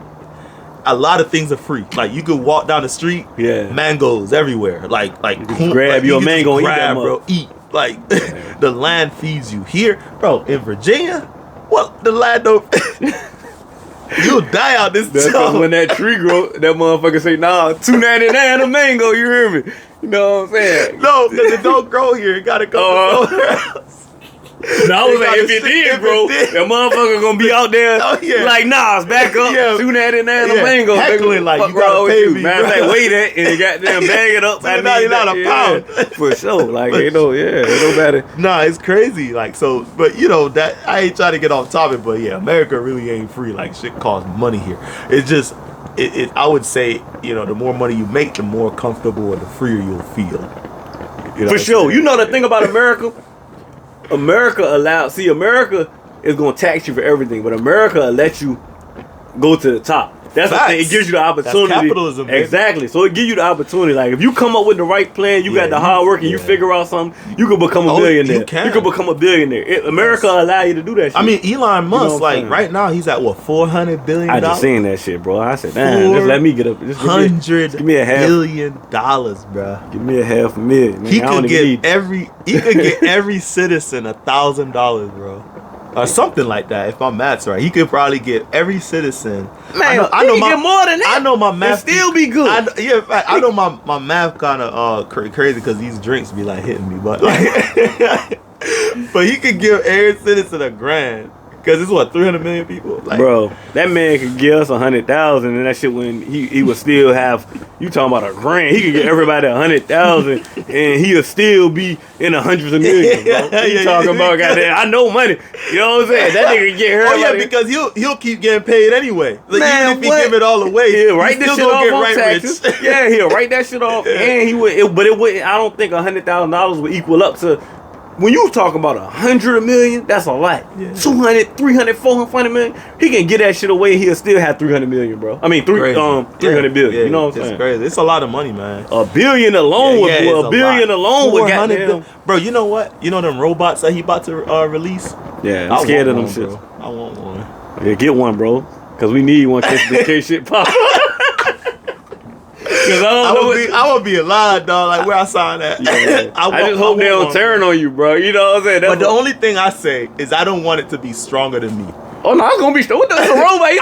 I want it to be 50 pounds, bro. Man. No, like, you know how they say at work you only need to lift 50 pounds. I don't want it to be able to like. I don't give a fuck if it's 50 pounds. It's gonna be able to lift. No. If it can only lift 50 pounds. Oh, you saying only lift 50 pounds? Okay. No, I can take it. I thought you said you wanted it to be 50 pounds. No. That's impossible. I don't think it could be 50 pounds. Okay. Yeah. I don't think it needs to be able to lift more than me though.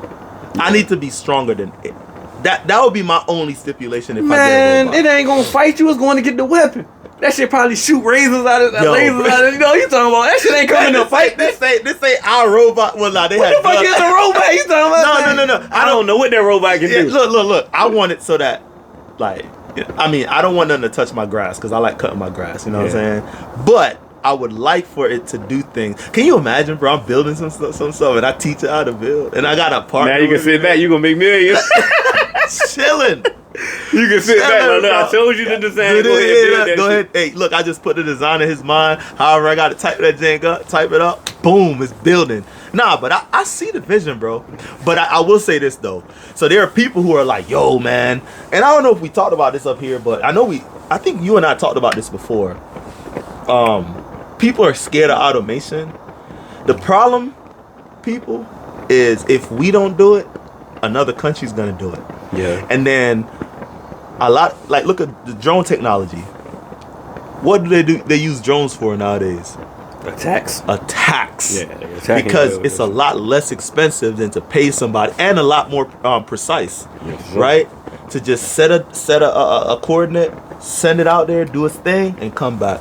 Versus prepping a guy, you know what I'm saying, having a cockpit built in the actual plane, which takes money, time. It takes away from equipment that can be held in the plane, weight. Because a lot of people don't think about some of this stuff. You know what I mean? And it's a human factor. What if sweat get in his eye? He might miss the shot. Facts, oh shit! Boom! Facts. You know what I'm saying? So like, exactly, that goddamn robot good. You feel me? Yeah. Right. So like that machine, precise. Everything is like right there. You know what I'm saying? Concise. Like everything is just like, obviously you might have deviations, but you got to think, right? Like if I cut something, like let's say the human brain, a lot of times we measure, like, let's say in inches, right? Yeah. You might, it's easy to like think about like 1/16 of an inch. A machine can think about 1,000th of an inch, bro. Down to the like that is nut. Like you start going like, I'm like, wait, what? I can't even do math on that shit. I don't know how to. I can't fathom that. So those machines can do that. Now I don't want the robot to be on that level, but if it can cut wood like that precise, bro.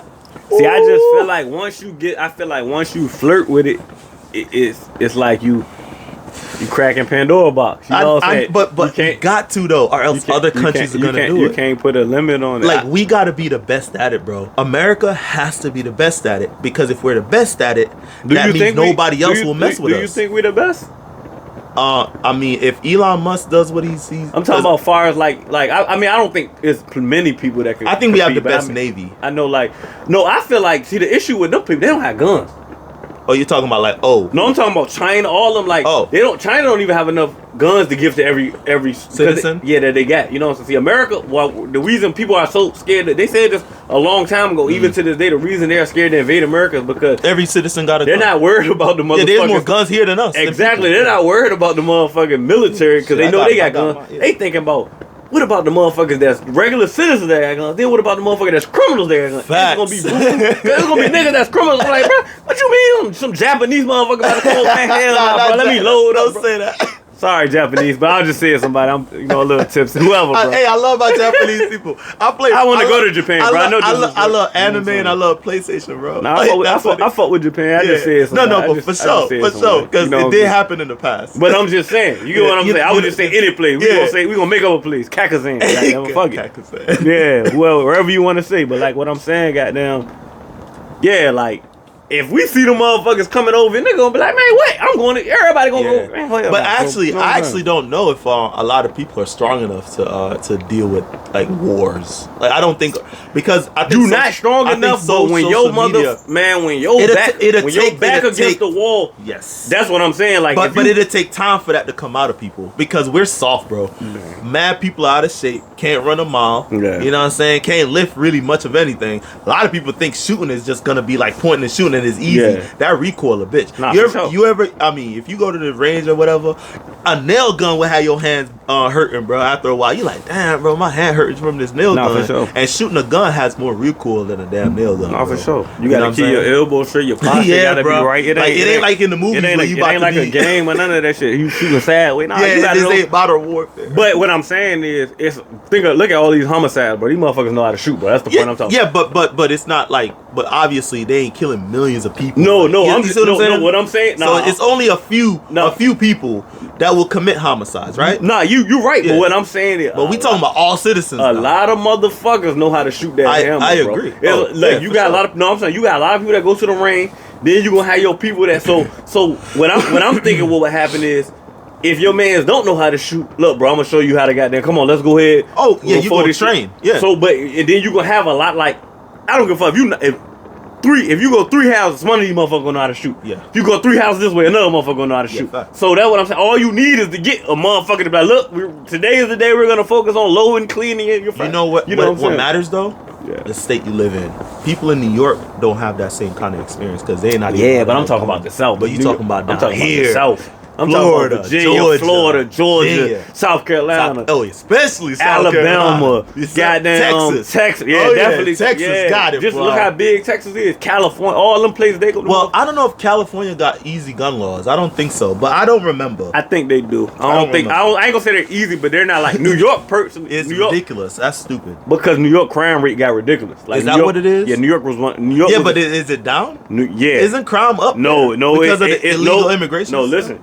It's up, but New York in the 90s was crazy, bro. Oh yeah. Oh well, that won't, and that was because of like the mafia and all the. No, it won't because of the mafia. The mafia left their imprint, but I'm talking about just New York in general. New York, period. Yeah, New York around that time. 90s, in the 90s, like in the 80s and 70s, it was because of the mafia. New York prohibition was crazy up there. Mayor Giuliani in New York, that's the one who came in there and said, "Man, we have to do something about this shit," and that's when it kind of switched over, and he made it like. Where if you get caught with a pistol, like they locked Lil Wayne up in the prime of his career. Yeah. And Lil Wayne for getting caught with a pistol. So like it's not. Which is crazy to me. It was hard for you to get gun rights in New York. Bro, you could just go to the store and buy a gun here, bro. Like if you ain't got nothing crazy on your record or whatever. For sure. As long as you don't got no felon, gonna let you back.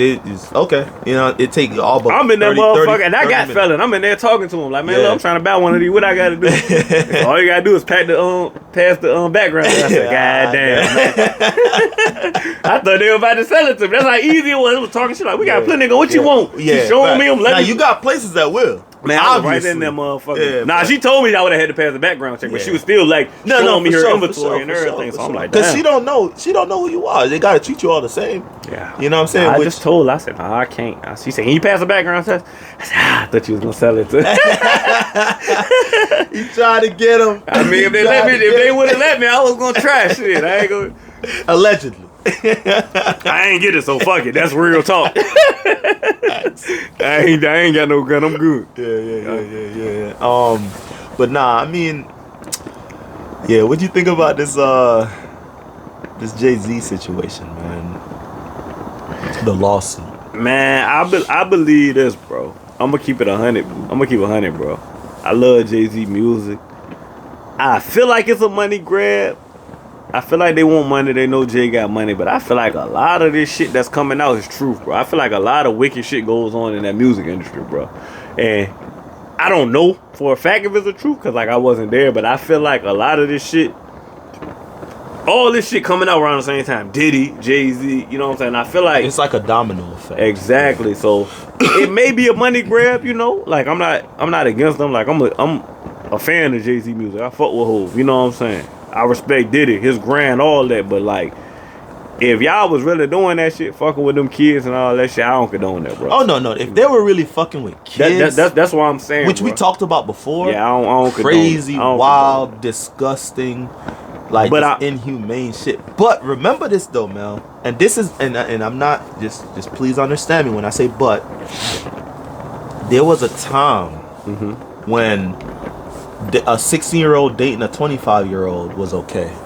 There was a time, and I remember that. And I'm not gonna act like, you know, because I'm over 25 years old. So I remember, you know what I'm saying, when that shit was going on, nobody batted an eye about that shit. Nah, for sure. Everybody did it. For sure, yeah, for sure. So we're in this time now where Like it's like everything ultra sensitive, and they highlight and it. it's like they highlighting shit that happened like 20 years ago, 25 years ago, when the shit was. Well, everybody was doing this. If she was 16, I believe they said younger than 16. She said they said she was 13. That's what I'm saying. Now 13, I don't have no understanding for that. 16, I mean, I don't. Right. But I'm saying like it's a difference. Yeah. You know what I'm saying? Now because you know of how. Even in some places, 16 is. I think that's the age. Yeah, for sure. Places. Well, no, certain places. Teens, you can get married. That's why I say 16, 17. I don't even think it's 16. I think certain countries. No, I'm talking about America. I think 16. Well, it's places in America where 16 and 17 is the age of consent. Yeah, certain places. Yeah. But 16. I think there's an age gap. I don't. It's 16. I don't know the states, but I know for a fact it's some places in Virginia. Yeah. I mean, not in Virginia. And I only use 16 because. 16, but I'm just talking about when I say 13, bro. Like I'm not fucking with that, bro. Like, for sure. I mean, my daughter's like young, bro. Like, you know, she's gonna be 13 soon, and I see her as this little ass girl. Like, you know, she tall as hell, but I see her as this little ass girl running around. I cannot picture like somebody like dating her. That's like, I'll probably kill that motherfucker. I ain't gonna lie. You ain't no probably you gonna kill that motherfucker. And I'll be smiling, taking that mug shot too. I'll be like, yeah, I did it. Yeah, I admit I did it. My lawyer be like, man, you need to shut up. I'm proud I did it, motherfucker. I ain't gonna, you know what I'm saying? For sure. Nah, but like the thing is, you know, like I just think it's a witch hunt right now. Yeah. And I feel as though we should wait. We talked about the Diddy situation. Yeah. I was trying to hold out, but after that Cassie video, I was like, yeah, fuck it. I don't even care at this point. That motherfucker could be innocent, bro, but that video is just hella convincing. Like, whoa, bro. Like, you know, I mean, we all been in some situations, bro. But what he did to that girl, wow, man, that's he wildin'. He wildin'. He valid. Yeah, if Jay-Z and you know, and I'm not a fan. I don't really care. But the man, like, he's a black man who's, and we all know he had a history of what he did in the past, and drugs and all that. We all know, and I guess I wouldn't be surprised if he was kind of, you know, like doing that kind of thing in his life. But I just hate the fact that we're just like, you know, Jay-Z, like Diddy, Jay-Z, R. Kelly, Bill Cosby. Like throughout time, it looked like a domino effect. Like, why y'all like you know? Everybody is it true or is y'all like? That's what scares me about. That's what fucked me up about it too. Because it's like if they are truly innocent, bro. Like, these are heroes, you know. Some people heroes look up to these and look people, up to these people, and it's like, okay, what if they started doing that in the NBA or the NFL?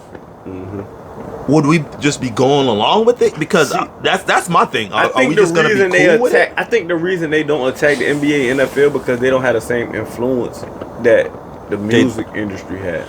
Yeah. They have a big influence, but it's not. They don't have the same influence. It's not negative. It's some motherfuckers, bro. It's bro. I was in prison. It's some motherfuckers that'll fight you over Tupac, bro, for sure. Or Jay-Z, or like, you know what I'm saying? Like, I'm talking about really be ready to kill you over that shit. Because and I don't think a motherfucker will kill you over LeBron. You know what I'm saying? Or Jordan. You know what I'm saying? Like, they'll get mad, but it's just music hit you a little different because it's like they tap into a lot of. Well, remember how we talked about the media earlier, and we were saying how the media. What you hear, if you absorb it, like for instance, if you listen to like jazz music, classic music, you'll be calmer. You know what I'm saying? You'll be like, when I was younger, bro, believe it or not, I used to come home and I used to put on Michael Bublé all the time, and I used to put on Frank Sinatra all the time, bro.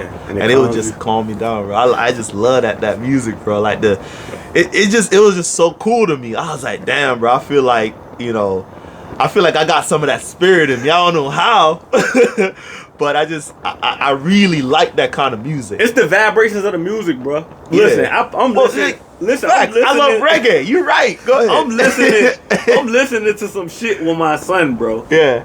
And I know I shouldn't be listening to this motherfucker. He throwing shit and everything. You get what I'm saying? So it's like, I know that the vibration of that music is powerful because I seen it. So a lot of times, 9 out of 10 when I'm in the car with him, I put on like Gracie Corner or Jules TV, something that got the kids.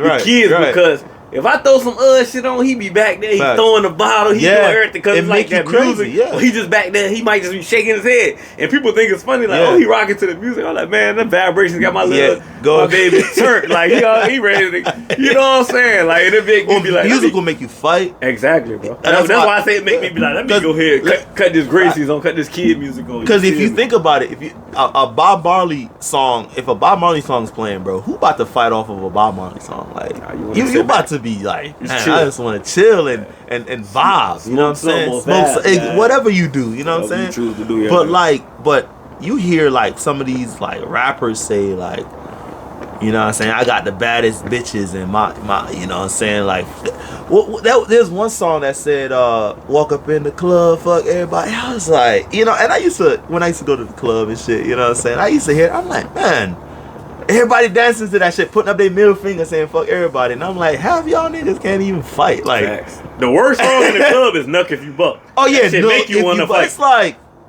when that shit half y'all, it'd be girls too, these little short ass 4'8" girls, like, no, if you buck, like, that shit make you wanna, banging into people and shit. I'm like, they bumping all into you, nigga, to knock your drink on. Now I want to fight. I want chilling. You just spill my drink on me. I'm ready to fight. I'm the tallest dude in that jump, just chilling in the back, and you come all the way back here, Nuck If You Buck, bucking and knucking on me or whatever. We knocking, we bucking. They spit there. That shit how you turn. Yeah, bro. So to me, I don't know. So you're right. Music does kind of. So I guess you're saying like that makes them a target. In a sense. Or are you saying... Nah, I don't think that. I think their success makes them a target. That's the only issue I have, like, and I don't want to condemn them unless they're guilty. So, you know what I'm saying? We're going to say that they innocent until they proven guilty. Like, we're not gonna be the judges and say that they did that shit. I don't think they did nothing until they found guilty. I just seen women, like, and I love, like I have a daughter, I have a mom, obviously. I love my women, bro. I'm a man that loves his women. You know what I'm saying? I've been through so much shit. I done seen women lie. I done seen women beat up dudes and then lie to the cops and say the dude was beaten on. I done seen it, bro. Like, I've seen it with my own eyes. I've seen girls cheat on dudes, treat dudes bad, take all they shit. I've seen it with my own eyes. Not on TV, not on social media. In real life, I've seen it. And I've seen men having to pay alimony for the rest of their lives to women, and the women moved on with their lives and won't trying to be shit. Was a bad wife the whole time, but the system is what it is. However, like, I just, you know, I do still love my women because I'm a man, and nature, that's what nature wants. And I can't, bro, no matter what you say, you can't go against nature. Nature is what it is, bro. No, like, gravity is nature, the wind is nature, the sun is nature. You cannot go against nature. You know what I'm saying? So, while I understand that, you know, you have women that tell the truth too. Nah, for sure. It's on both sides. And what's sad though, like that whole situation. Did you hear about that Duke University situation where that girl said those 3 dudes raped her back in the day? Nah, I didn't hear that. So it was a huge thing. I think it was like 2006. She was like, yo, this dude, these 3 guys. She was like, I guess she was a stripper, and they like paid for a stripper or whatever, and she was black, and she, you know, these 3 guys were white. And they were like lacrosse players at Duke University, full ride scholarships, bro. Yeah. You know, Duke's not a bad school to go to. That's a good school. You know what I'm saying? And she came out and said they raped her. They gang raped her. And ruined their lives, obviously. Because the moment somebody say you raped them, bro, especially if it's like, if it looks like it could halfway be true, people gonna say your ass guilty. Sure. They not even waiting for you to be like, really tried. Like, the job's gonna fire you because they don't want to be associated with a rapist. Your friends gonna be like, because the R word, the rape, is bad. It's a bad word, bro. No, for sure. You know what I'm saying? It's a bad word. So, you know, you sexually assault somebody, and you're pretty much, you're gone. It's almost better. It seems like it's better if you just disappear, or if you just, you know, yeah. But anyway, yeah. You know what's crazy? I actually have a story. Oh, wait, but don't forget what you're saying. She came out, because I was about to forget. She came out recently, and said she was lying. That's wicked. and you ruin the people's life and everything. Over and the news. Well, so the good thing is that no DNA was found, so the dudes were never convicted. Okay. But their lives were ruined. Their scholarships. Yeah, you lost your scholarship. You go through all that shit. All that. Yeah. You know, the coach, some reason, got fired. Yeah. He lost his job over like you condoning it. Yeah, but like, he ain't had nothing to do. Like, like never what happened. the hell? So a lot of people got affected, and all she had to say was, "I'm sorry." No repercussions. No. Like, I think if you come out and lie, I feel like you should go to prison. Hell yeah. You know. Hell, and I stand on that. And I was about to say something, bro, because when I was a kid, we were like 16, 17, right? And you know, we had a little squad or whatever. It was a few of us, and I remember that. We was I wasn't a part of that squad, but I remember. I had moved to Hampton or whatever. Yeah. It was just my part. It wasn't like nothing like that. We were just friends. We all lived in the same neighborhood. Or whatever. I thought you were talking about up here, but nah, okay. I wasn't talking to Woodshire. I had this when I left. I came back though. I'm gonna tell you the scenario. So boom, it was this dude. I'm not even gonna speak on his name, right? But it was this girl. She was real friendly, and I think y'all know what I mean. Like she was friendly with everybody. Yeah, so we couldn't have it in our brain that our friend did something to her, and she was saying that he did something to her, and we like, bro, that's the easiest girl in the world. Why would he have to? You feel me? Like, and as I got older and looked at the circumstance, I said, I don't know for a fact. I said, I think that motherfucker did, bro. Because like, but we went hard. I'm talking, we made her move out the neighborhood. We did all that shit. I mean, he ain't gonna press no charges on him because he got locked up and everything behind him. Oh, damn. But we know her. We knew her history. Yeah, so we like, no way. But that don't mean that she won't. That didn't happen to her. True. Me growing up and getting older, I realized like maybe that shit really happened to her because he ended up.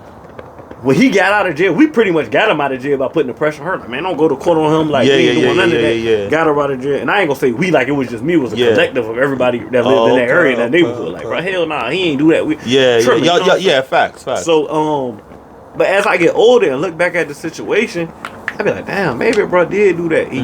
His clothes was never up to par. We never seen him with no girls. Like, like maybe he did do that. Yeah. Because of how she carried herself. Yeah, he thought, and then she carried it, and then he probably just went further than he should. But we was all young, so I be my man now. And me and my other partner that we always a part of this, we be thinking like, damn, bro. We was talking about, I said, bro, I think that nigga did that shit, bro. Because he left. Like we haven't. This nigga left Virginia. Like, you ain't seen him again. Man, I think he ended up going like to Atlanta, Florida, whatever. Okay. But you know what I'm saying. But I'm like, for your family to do all that, maybe goddamn, maybe it was some truth into that shit. Or it was just the embarrassment behind it. Because, bro, like, there's certain things if you get like accused of, bro. If I ain't do it, I'ma stand on it. Yeah. You know what I'm saying? I'm a man, bro. Yeah, no. But you still gotta survive. You still gotta get a job. You still gotta be able to. But you ain't get no charges, none of that. So what I'm saying is, you're not about to Tupac, bro. Greatest rapper of all time. When he went through he said he wouldn't plea. They offered him a plea where he wouldn't have to go to prison. Yeah. He said, I'm not gonna fucking plea because people know me. I didn't do this. Song for women. I never do nothing to no woman. Yeah, right. You know what I'm saying? I'm one of those people. Yeah. If I know I ain't do nothing to this girl, or if I know I ain't do something to a person in general, you're not about to make me goddamn get on those stands and say, yes, I did that. Fuck that. We just I take 20 years, bro, because I'm willing to die for what I stand for. Because it's like, you're not about to tell me to go up there and say, I was drunk. Yeah, I said, fuck it, we raped her. No, I'm not agreeing to rape because I'm not no rapist, bro. Yeah, facts. So find me guilty, I'm gonna keep appealing this shit, and that's where we gonna go. Facts. So you know what I'm saying? Like, I mean, if those guys actually did that, they had an insatiable desire for those, like, for women, bro, and that's a sickness. Nah, for sure. You know what I'm saying? Like, if you can look at like a young girl that's 13, if you can look at a young girl that's 13, and I'm not saying I think he did it or didn't do it. I don't know. I'm not one of these people that's like, yeah, he did it because he's this and he's rich and that. I don't know. You know what I'm saying? Yeah. But all I know is, I as a man, like, I'm not gonna do nothing, like, as an adult, like, that's gonna compromise my legacy, your bro. integrity, integrity, you know, how my daughter views me, like, you know what I'm saying? Like, I am, like, you know, we're not kids, we're not like cousins doing things we ain't supposed to be doing because we don't know no better. Now we grown people we're adults, bro. Like you know what I'm saying? Sleeping with kids, that is not okay. Like not at all. That's a sickness, bro. And honestly, I don't, bro. Like, and I think I said it before. I can't even stand to be around an 18-year-old girl, bro. Like, cause what she talking about, I'm not on that. I'm like, no, for sure. I just want her to shut up. Like, I just want to leave.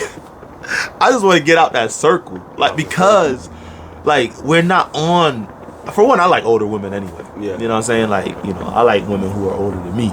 You know what I'm saying? Because I like to get stimulated. I like my mind being challenged. I like to like, and I ain't the smartest person in the world, but I do want to be around smart people because I can learn from them. But if I'm teaching you everything, then just like, you know how we have conversations, you'll tell me what you know, because remember that conversation we had about systematic racism? For sure. And you kind of like put me on game as to what that is, because nobody could convince me of what that was, or not convince me, but necessarily like teach me. Because you seen it from like what you thought it was. Yeah, but you looked at it from a different angle. When you said it, I was like, damn, that actually makes sense. Like, you know, what he said made sense, because to me, I was like, I don't think there's really such a thing. You know what I'm saying? And you were like, well, Peter, think about this. I was like, oh shit, okay, that makes sense. Yeah. You know what I'm saying? So I like hanging out with people who can teach me. And the thing with me is, and me and my brother were talking about this one time, I don't understand people who can't come off the hill, bro. Yeah. Like they'll die before they change their minds about something. That's just stubborn, bro. That's human nature. A lot of people they're wrong as hell, bro. Yeah. And sometimes you gotta know you wrong. Yeah. But you will not come off of that hill. I don't like people like that. You know what I'm saying? Either. But there's a lot of people like that, so I love that's like that. But I think it's just like kind of a pride thing, bro. And it's like me, if I'm wrong and you prove that I'm wrong, I'm gonna take that in. That's intelligence. And be like, thank you. That's intelligence. You get what I'm saying? Yeah. Like, you was right, bro. Because, like, you know, like, who the fuck wants to be stuck telling a lie or telling what you was not the truth? Right. Like, if you tell me something, I don't give a fuck if I felt like, man, if I thought the Easter money was real, bro, and you tell me, like, look, man, goddamn, I'm gonna tell you why it ain't real. You proved to me that it ain't real, but I felt like about how it was real. Yeah. I'm gonna be thankful because you opened my eyes to something that I needed to know. Right, true. And I was using the Easter Bunny as, you know, no, for sure. But you get what I'm saying? Like, I'm not one of those people, but you have a lot of people that'll be fucked up behind it. Like, man, I'd rather, I don't wanna live a life. That's why it's hard for me, like, a lot of stuff now, like, even with holidays and everything, like, I want to keep shit up with the tradition because I got kids and all that. But it's like, when you know what the fuck a lot of these stuff stand for, it makes you kind of, you know, like... Bro, I was thinking about that, man, because, like, my daughter, she's the only child, like, you know, she's the only grandchild here. Mm-hmm. You know what I'm saying? And she got too much, bro. She has too much. And, you know, my dad spoiled her. I spoiled her. Her mom spoiled her. Yeah, she like the only. So she literally the only one. So like, there's certain times I listen to her and I'm like, bruh, when I was little growing up, I used to play with sticks, man. Sticks and play rocks. With pencils, bro. Did you do the little thing where you tie the pencils together and like twist them up and watch them fight? We did that as kids. I used to mop the pencils was people to me. I used to fight them, play basketball, do everything with the motherfuckers. Yeah, bro. So like my mama vouch for that. She'll tell you I used to take pencils and play with them shits, bro. Bro, no bullshit. So we had these trees, right? Ackee trees, and the way ackee leaves grow, ackee's a fruit from Jamaica, and the way the leaves grow, you could you pick the leaves and it would be like 3 leaves on one. I guess you call it a stem. Yeah. And I would like clear the leaves off, and it would be a head and 2 hands. You know what I'm saying? Like, and I would play with those as toys, bro. No, for sure. And I was happy doing that. Yeah. Nowadays, it's like you know, I actually went shopping today to buy my daughter and my lady their Christmas presents, and I was just thinking while I was doing it, I was like, bruh, they got us, bro. I say the same, bro. They got us. Every year I say the same the shit with system Christmas got Day, us, bro. I say, bro, they got us, bro. And don't even just look at stopping at the Christmas, bro, because now it's gonna turn around. We got so we're gonna celebrate New Year. Yep. We're gonna do something for Valentine's Day. We're gonna do bro, and then birthday's gonna come up, bro. sometime. In the mix, the birthday is gonna come up for everybody. Oh, yeah. Every month is something, bro. It's something, it's bro. like I said, bro, it's set up, bro. It's meant to it's capitalism. It's meant to stimulate the economy. Exactly. So like holidays, it's like it's looked at as, oh, it's time off from work. It's time for you to go spend money, bro. That's all you gonna do. That's what it is. We're gonna go to the resort. Yeah. We're gonna go to Jamaica. Yeah. We're gonna do this. Yeah. We gonna, something, you gonna do something. Now, I'm not saying that, because I ain't trying to be a conspiracy theorist. I'm not saying that was the reason why they did it, but it's a consequence. No, it ain't. It wasn't. Because I don't think it's a conspiracy. Technically, it's a feel-good thing. I think it's smart. I think it's if I'm selling something. If I'm a Valentine's Day company, I'm gonna make the best commercial. I'm gonna make your girl mad if you don't get her a gift. You know what I'm saying? Facts. If it's your girl birthday and you see somebody else just bought their girlfriend, man, she bought her a Range Rover for her birthday. I'm like, damn, I won't go do nothing but take her to dinner. Now I gotta go buy her a bracelet or something. Facts. I ain't gonna get her a Range Rover, but I'm gonna do something. You in competition? It's all the setup, bro. Facts. I'm telling it you, is, bro. Like, look, my brother and his wife. Yeah. Every year, they climb, right? They climb. They be buying each other all these crazy gifts, right? So when I said to him, I was like, "Bro, what you gonna do next? Pay for one of them flights to the to Mars that Elon's selling? Like, y'all going so crazy. You ain't leave no room to goddamn build up. You leaving no room. You done hit her super early. I was like, y'all need to slow down, bro. Like you ain't gotta break, And they good. They obviously can afford it, but it's I think that the size of the gift shouldn't equate to the meaning of it, like how much I care. I think what people should start doing is just spending time together. I swear to God, you hit that bitch on. I was gonna say that if you ain't said it, bro. Okay. Forget the gift, bro. Let's get together. If we gonna spend some money, let's spend the money. Go get us a resort. Yeah, everybody come together. You go. We tell jokes. We eat. Yeah, we do something. It actually costs less to do that. Look, and then we play games and win prizes. We don't gotta bring no gifts out that mug. It's crazy, let's just do it like that because. And then at the end of the day, you ain't doing nothing but swapping the gifts. Facts. I say, damn, man, they gave me something decent last year. They spent about $100. Yeah. I gotta go spend about $100. You know what I'm saying? And then this person spent 50, so I'm gonna get them 50. Yeah. And it just go. It's like when we could all just kept our money. You know what I'm saying? Yeah. Do it for the kids. Facts. You know. Facts. I just had kids, so let's do it for the kids. You know, get the kids gifts. I get the kids gifts. We do it like that. You feel me? Like, but not. Nothing crazy, bro. No, I'm just saying your kid, I want to spoil my kid, I don't want to. We want to, but it's not good, and I'm seeing it now. Because I did that. And because I felt the way, because your kid's a lot younger than Sabrina. Yeah.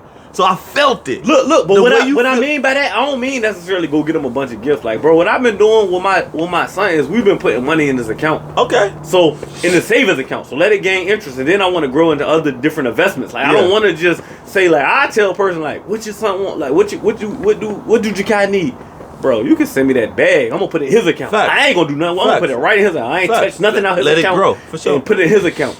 Like I'd rather that than any type of gift. But if you give me the gift, I'm thankful. You know what I'm saying? Because it is that kid. You do need shoes and shit like that. So I'm not tripping. But if you give me that, I don't know if it's $20. Like there been plenty of my mother friends or whatever for my new baby, for my cat, they money, and I put it right to their account. Yeah, like that's what it is. Or if I didn't put it in their account yet because we waiting on her account, we got it stacked and we gonna put it in their account. So it's like my goal is like my son has about $1,000 in the account. Yeah, he ain't even 2 years yet. Right. So I'm like, damn, if we keep this up, when he about 18, he gonna have some money. Exactly. You feel me? Something we ain't have. Yeah, for so sure. It's like, for sure. That's my plan for it. It's like I like that a lot better than buying him something that you gonna throw away.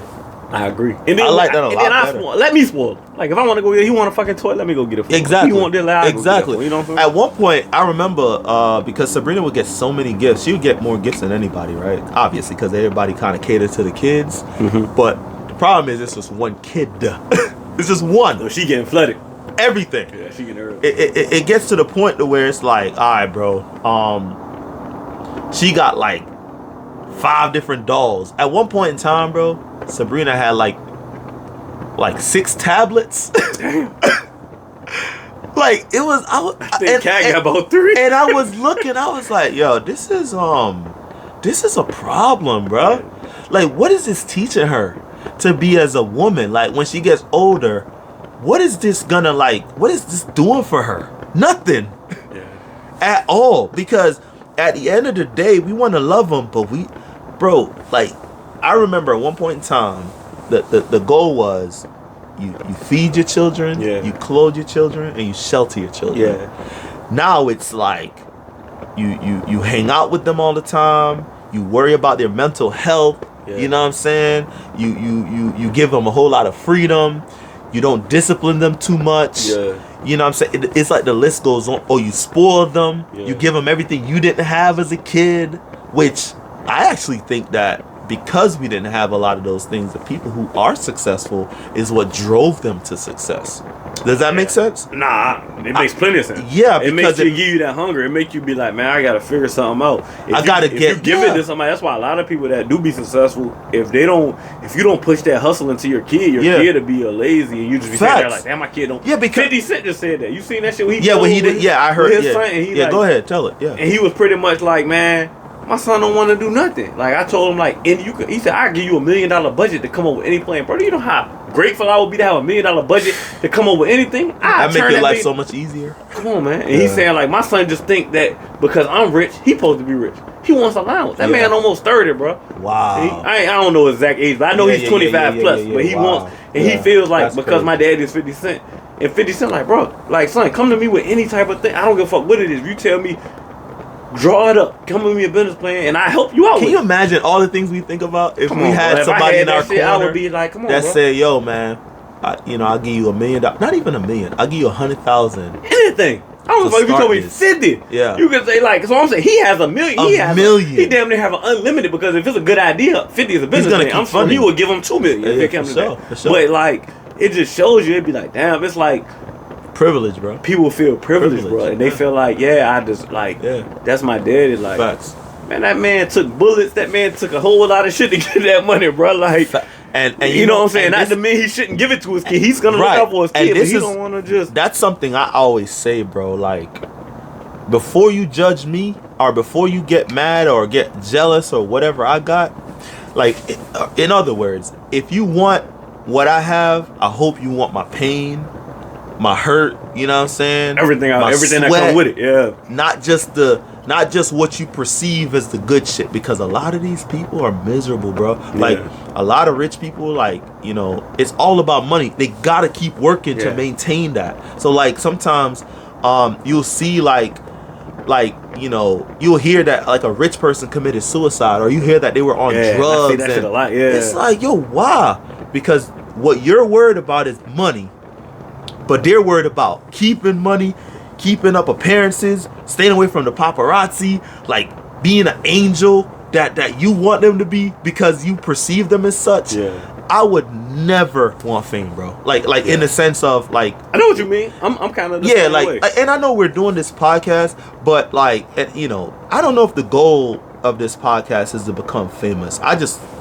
You know, I know we just like to talk, you know what I'm saying? Sure. And I feel like we can, you know, talk to people who could actually like, you know, take some value for some of the things that we're saying, you know, and want somebody to feel our pain, bro. Yeah, and give people a voice, and get motivation. You know, get motivation too. Yeah, for sure. Yeah, like two people from different likes. You know what I'm saying? Different stories, and.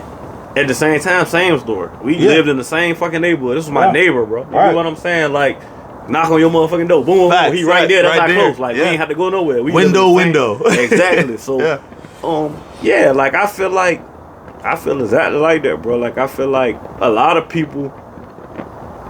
people that don't know what they want, bro. Yeah. And I'm the type person that's like, I don't really care about the, like, I'm cool with just being able to provide and do everything, and everybody in my family, we good. Like I don't have to have millions of dollars. Like I'm cool with like doing my little football games. I don't do that shit for like because I want to do a non-profit. Like I might do it in the future, but I do it because it make me feel good just to see all these kids out here playing football, man. Like you know what I'm saying? It's something that I did. Like I did a turkey bowl because I wish somebody would have did it when I was a kid. You know what I'm saying? Like. Damn, man, give them prizes. True. It was how hard was it to give them $50 gift card? You went MVP. Give you $25 gift card. You know what I'm saying, for the kids. Like it just made me feel good and like seeing everybody able to do that shit and enjoy it. And it was freezing out there and everybody was out there having a good time, bro. Yeah, music playing, food out there, and it just was like, you know, and it was just like, man, it ain't even necessarily about. You know what I'm saying? The accolades. Like I don't care if nobody ain't see it. I posted on social media. You know, I don't even have a lot of friends on social media. You know what I'm saying? But it's like, Shit, it is what it is. I felt good about it, man. I felt like the kids. What made me feel good about it, I felt like the kids and everybody that was out there that was a part of it enjoyed it. So, I always say this, bro. Like I don't want to do nothing in life that makes it so that it's hard for me to sleep at night. You know what I'm saying? Like, I mean anything, bro. Even if like I build something and I'm selling it or whatever, like I don't want to charge too much because I don't want people to, I don't want to be like, damn, like I feel like I feel like I hustled somebody. Yeah. You know what I'm saying? Honorable man. Like what that's the goal. Yeah. Now sometimes people don't perceive it that way. People might think, oh man, like this, that, and the third, because of a lack of understanding. Yeah. But like, and then some people might be like, oh, you stupid. Like you need to be doing this for that because of, but no matter what it is, bro, I like to, because I want to feel like I earned everything. No matter what I get in life, I want to feel like I earned it. For one, I don't want to be getting shit for free. I don't get validation from getting free shit from people. I don't get, oh yeah, I got this for free. No. I wanna work for it. I wanna earn it. I wanna go ahead. Feel better when you got out the mud. Hell yeah. I was just ad-libbing on what you said. Because think about it. It feel better. It feel better if I earned this, if I grinded it up before somebody came and dropped it on my lap. Because what's the value 50 Cent son gonna learn if he just giving him $1 million? Say, here, take it. And I think that's the point he was making. For sure. Yeah, I believe that's exactly the point he was making. For sure. Just because I'm successful don't necessarily make you need to be. That don't mean I'm gonna leave you out here hungry and like that. But that don't mean I'm about to give you $1 million. Exactly. Like I give you a house. I give you a few dollars to make sure you good. But I'm not about to make you, because you're supposed to take care of your children. Because that's the issue with our community, is that our parents never really got anything from their parents because they didn't have nothing to give them. Yeah. You know what I'm saying? So, excuse me, as much as there are issues today, but you cannot sit here and tell me that there are opportunities out there for you to become successful as a black man or whatever, Asian, Hispanic, you know what I'm saying, whatever you are. European, there are opportunities for every person to become successful. So I think it's on you now, bro. Nah, for sure. You gotta educate yourself, man. It's a lot of grants and everything that goes for women, that go for minorities, meaning black people, Hispanics, whatever. And a lot of things we let get past us because of lack of education and it's lazy, and being lazy too. But you're right. I'm gonna say laziness. Yeah, laziness too. I'm gonna put laziness in there, but I'm gonna say the main thing I think is lack of education, because and they know that. So a lot of things that's put out there or that is for people, they know that a lot of people not gonna pick up the time to investigate it or look at it. Right. So it's like it's gonna be 1% that do it. So they're like, all right, that's cool if they do that. Yeah. But it's gonna be the rest, the 99 other percent is not gonna look into it. You get what I'm saying? Yeah. So for them 1% that take advantage of it, okay, cool, we'll give you whatever you need. You know what I'm saying? Right. This $30,000 loan, this $50,000 loan that you don't even have to pay back, that'll get you up on your feet. It's a lot of shit out there for y'all. Look into that shit, man. Believe that. You know what I'm saying? I'm looking into it now for myself.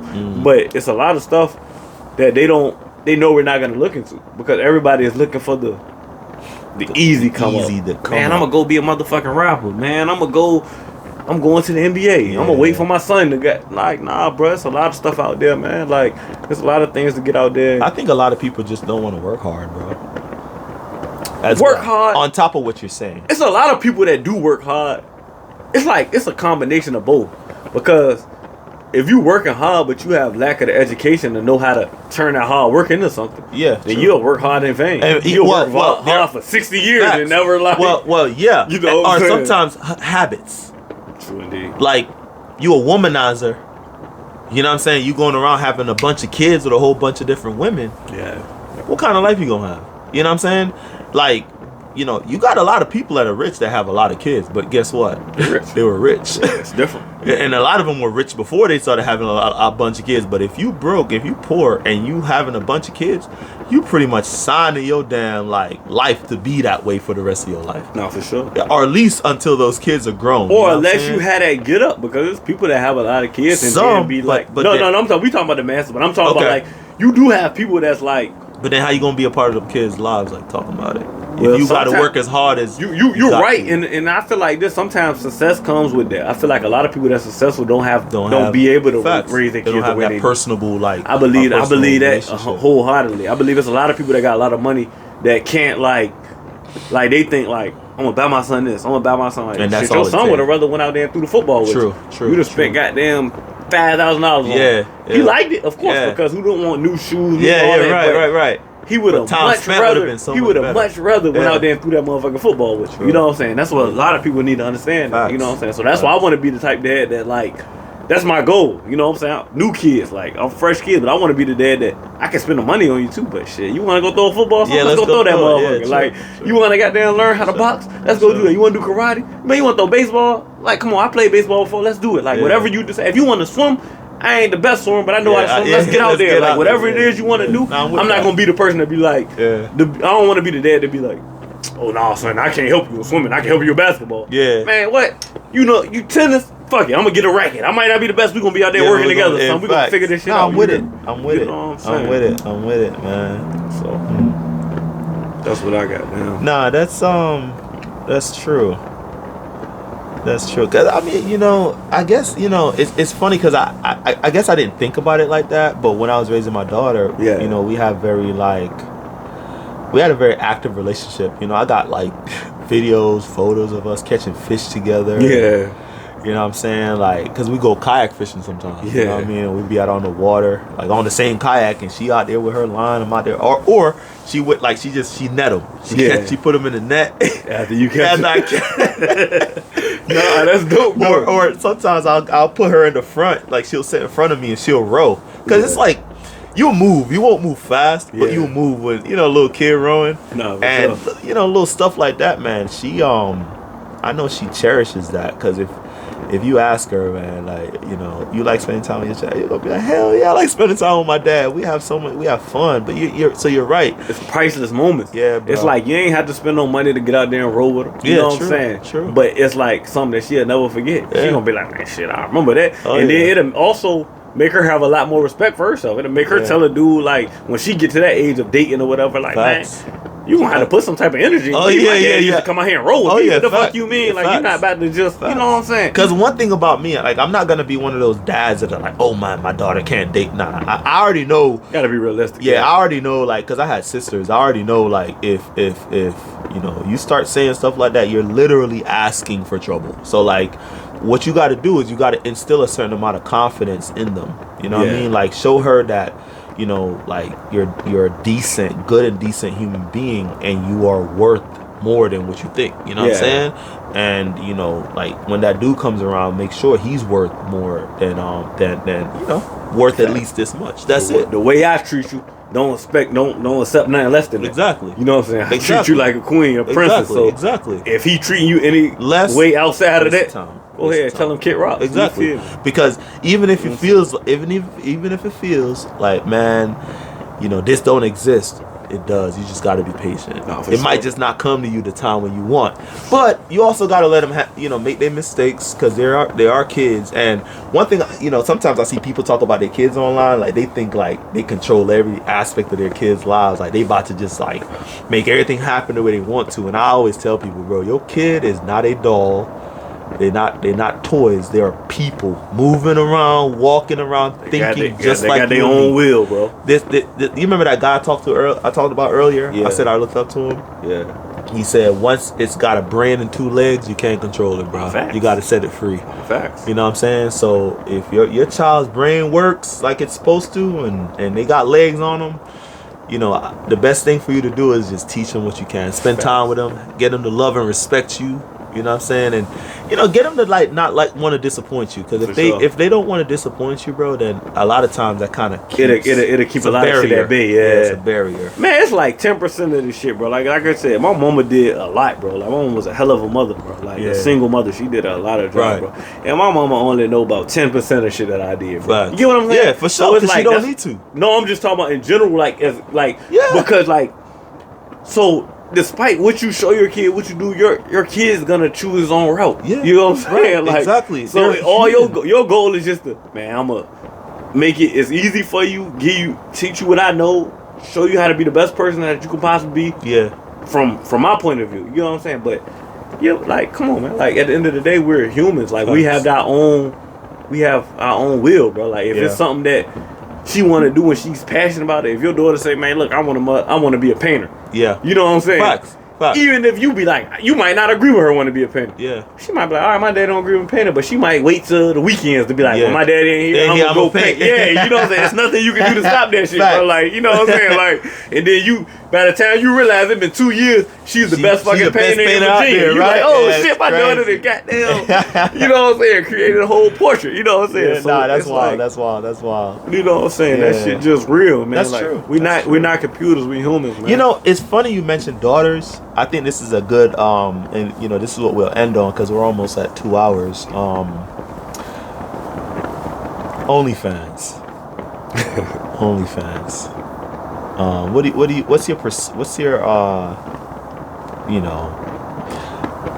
What's your opinion? How do you perceive that?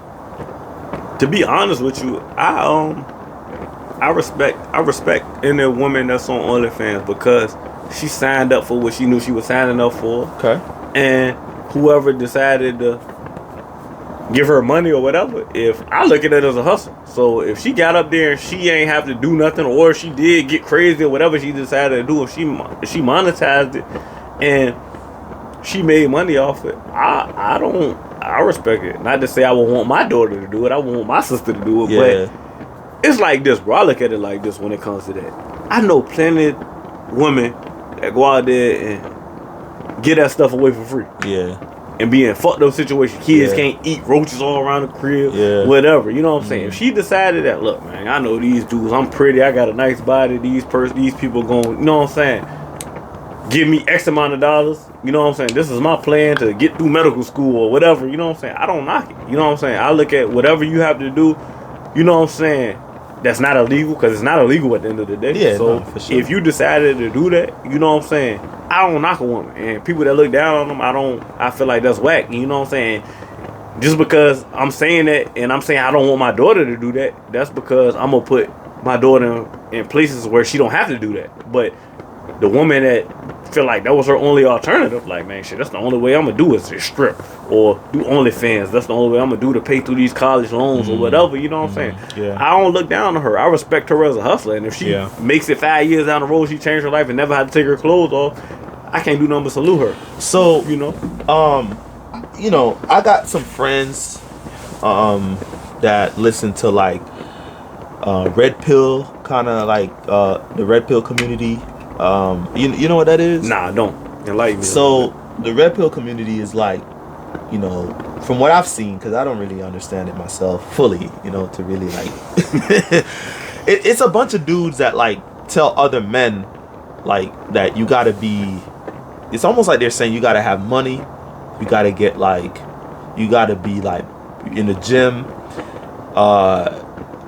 you know, you gotta be like confident to like get a woman, or you gotta run with, like, you gotta be able to go get any girl you want to be like a man for real. It's like like a but it's like it's like a very negative kind of I look at it like it's a negative thing, and a lot of times that community they go at women, right? In this way where there's certain things I'm like, okay, I can see where, you know, they might get that from. But a lot of it's very short-sighted because they don't think about like just life and what life is like in general. You know, because a lot of times like a lot of things sound easy in theory. But reality, even engineering, like you can come up with a simulation that works this way, but once friction or like gravity or whatever the hell gets involved, changes the whole damn game, bro. it reacts a total different way. So like these guys will be like, yeah, girls doing OnlyFans, like they'll talk shit about, you know, it's like the girls will go on their shows and they'll be like, why are you doing OnlyFans? Like, you know that, you know, people bully your kids, or, you know, you're like, you know, privates are all over the internet and this, that, and the third. And while I agree with the fact that some of these people do not think about the repercussions of it, because you're getting famous for a very like negative reason. You know what I'm saying? Like, I don't know if that's the reason you should want to get famous for, because it's probably gonna be a stain on your reputation, at least for some time. Yeah. But I would say, if you are, let's say, I would say, like, for the girls who don't have children, maybe, if they're in a situation that's like dire and they like need to do something, I don't knock it, because I'm the same I don't. way. You know what I'm saying? Like, I can't agree with these red pill guys, because they ain't making this money like just being out there. We're the ones paying for it. For sure. And when I say we, I ain't saying me or you. In general, yeah. I'm saying men. Yeah. Like men who are lonely, men who are they got money but they don't have confidence, men who don't fit this criteria that these men are saying that they have to fit. Yeah. In order to get women or whatever. They're like, well, you know, if I'm fat or I'm short or I'm whatever, you know, whatever the criteria isn't, I'm just gonna pay this girl that's online that's shaking her butt or she taking gonna make off me her feel like bra. a king. She gonna make me feel good. And guess what? Don't nobody know. Yeah. It's private. Yeah. You know what I'm saying? So like, I you know, when I was younger, I kind of had like a different perspective. I was like, man, I wish those girls would have a little bit more respect for themselves. But like you said, I wouldn't want my child to do it. I would want her to have more respect for herself, because, you know, I believe in the Bible. I believe in God. And I do believe that a woman is supposed to be a man's, you know, his pride. Yeah. You know what I'm saying? And I to show you off. Yeah, like, I'm supposed to be able to, like, ain't nobody supposed to be able to look at me and be like, bro, that girl been with the whole football team, bro. Like, you remember, like, you know what I'm saying? We was dapping up and everything. You remember, like, bro, we were taking turns, bro. Like, she was like that, you know? No, for sure. That ain't supposed to really be happening, you know what I'm saying? And if it does, no disrespect to you. However, that ain't how I want to live my life. No, you know what I'm saying? But the OnlyFans thing, I can't knock them too bad, because it's an easy way out. And, you know, and when I say easy, I don't mean like it's not hard work, because I'm pretty sure like they it's a science that they got to figure out, and they got to like keep up with their bodies. They got to eat right, work out. So it's probably harder. Makeup. So it's probably a lot of hours, but it definitely pays well for some of them. No, I'm not saying all of them are up there making millions of dollars, you know what I'm saying? But if you got guys dumb enough, and I use the word dumb because it is fucking dumb, excuse my language, to be up here paying $50 to get a girl to do something stupid, right? That you can just go on X videos or Pornhub or whatever the hell porn site, you know what I'm saying, that people use for free, you know, for free. Could have said that much. You know, you just made this girl rich. Not knocking her. But you guys coming out here condemning these women, we got to look in the mirror, bro, because even if you ain't doing it, guys are doing it. No, for sure. And I don't know if you realize this, we live in a country that's a republic. We have a democratic government, which means that it's the majority that rules shit. Yeah. So I guarantee you, if you did a vote, they gonna say keep that OnlyFans going, bro. Keep talking about. We not trying to hear that. I need that OnlyFans when I get off of work. My bitch tripping. I'm trying to get. My wife ain't give me none in about 3 months. I'm trying to get up. Yeah, she getting crazy. Yeah, bro. Yeah, she facts, man. Like, so I think like the red pill community, I get it, but I do think that they need to start thinking about like it's. And then a lot of times, bro, it be coming out that they be on some like, you know what I'm saying, some fuckboy shit anyway. Nah, for sure. Because most people who try to represent themselves as a certain thing really ain't that thing. You know, I have never done this, and you remember that dude that used to come out and talk shit, and we about to end it after this, but you remember that dude that used to come out and say, yo, women, if a man ain't doing this for you, he's this, and I don't know if you know what I'm talking about. He used to say how if men cheat, this, that, and the third, and then it turns out he was cheating on his girl the whole time. And I don't know who you're talking about. Did he pass away? You're not talking about Kevin Samuels, like no. Kevin Samuels was one of those guys that he started a lot of the red pill community stuff, because like I'm not gonna disrespect Kevin Samuels. I ain't gonna disrespect Kevin Samuels, But sometimes I thought he was a little like, God damn, bro, like, all right, man, like. He gave a lot of truth though. I feel like he was giving people too harsh though. Man. That's what I'm saying, but I feel like he was giving a lot of some women need it. A lot of truth. That's what I say. Yeah, nah, some women need to hear it because they like that thing you sent me about what's that girl name? Lisa Ray. Lisa Ray, yeah. She said what? Man, Lisa Ray said she want a man to pay all her bills or whatever. That lady almost 60 years old. You know what I'm saying? What the hell she about to do for and a man? We all love Lisa Ray though. No bullshit. Like if you watch Player Club, anything that we love. Man, Lisa show me what Lisa Ray used to look like. Man. You got your phone on? Yeah, I got it. Yeah, because I can't recall. Hold on, you want the old Lisa Ray or you want? No, I want. You want both. the Player Club? I'm gonna show you both. Hey, y'all look up Lisa Ray. Let's see. They know who Lisa Ray is. I'm gonna show you the Player Club Lisa Ray, then I'm gonna show you goddamn. Hold on, cause she still ain't a bad looking woman though. Hold yeah, on. but at 60, talking about something, you want somebody to pay your bills? Yeah, you are. It kind of remind me of was it Vivica Fox that came out and said she looking for a husband? They or all a man in that now? same. They all in that. I'm same. like, what? I don't know about that. Now look, man. that's Lisa Ray in Players Club, right there. Oh, I remember her. I know you know Lisa Ray. You just. Oh snap! You know she was bad, bro. She was bad as a motherfucker. Yes, Everybody sir. love Lisa Ray. Yes, sir. You know what I'm saying? Now that's Lisa Ray today. She's still decent. Yeah, she's still she a good looking woman. Sexy, she still yeah. look good. But Player Club Lisa Ray was a different animal. You know, being a young boy ain't nothing like it, right?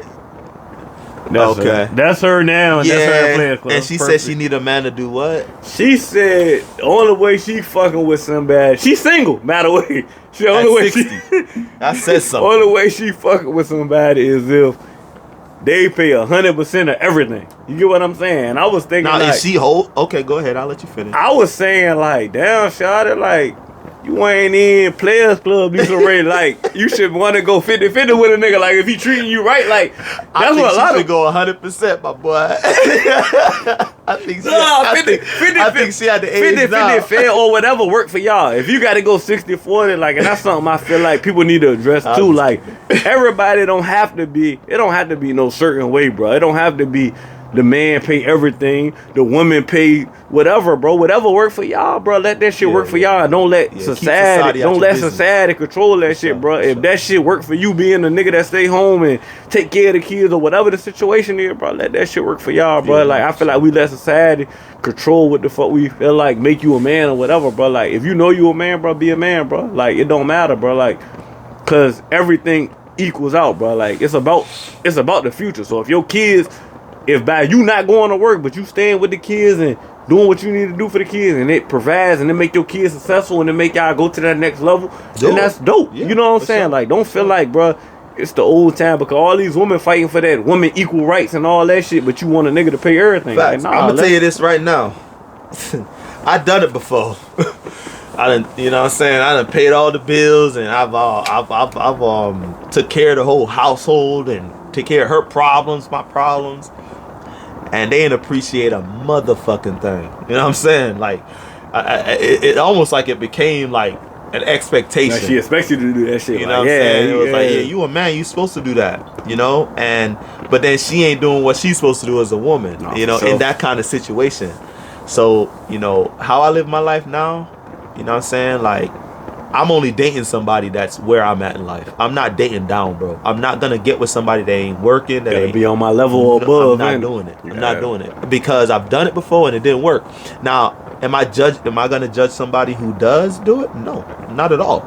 You know, this is your life. You live it how you want to, like he just said.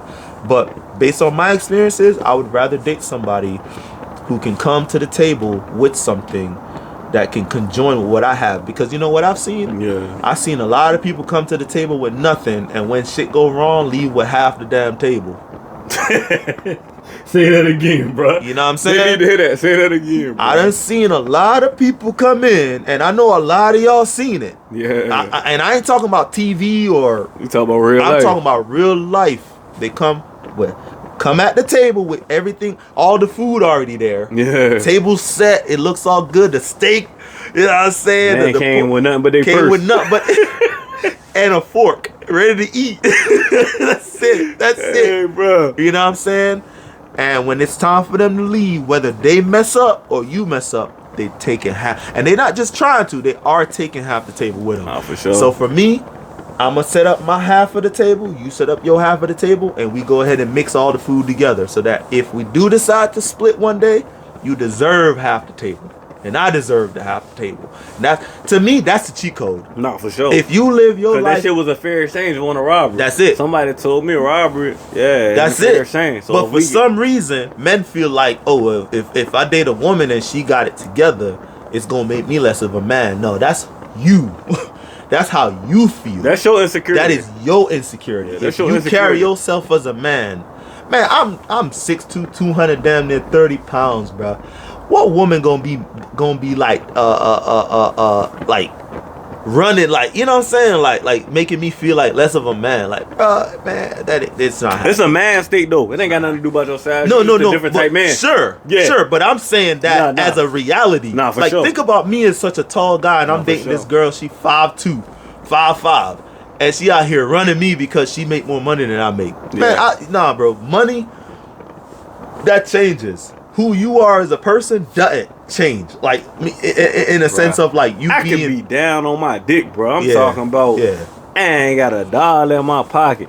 You feel me? Like, I'm gonna be the same. They're like, that's it, bro. It becomes you. Like, it's either in you or it ain't. Like, you know what I'm saying? It's some people that, because I'm the type of person, bro. I can have $0 a day, but I know, bro, I can wake up tomorrow and turn that $0 into $5,000. If you once you got, because that's just how I feel. Everybody don't have that confidence. Right. Some people feel like, man, if I'm fucked up, man, I'm gonna do what she said. What she said I need to do, man. What, you tripping? Yeah. If she get to talking to me, anybody I'm dealing with get to talking to me sideways, and I feel like she not respecting me as a man, bro, I go start from the bottom and rebuild my whole foundation. Because that's me. A lot of dudes won't do that. A lot of dudes, because they know that the girl got the power or whatever. Like, bro, it got to be on you, bro. Either that shit in you or it ain't. You know what I'm saying? Man, I'll say this, bro. And, I'll say this, and we'll I know we got to end it soon. I've been with some very attractive women, and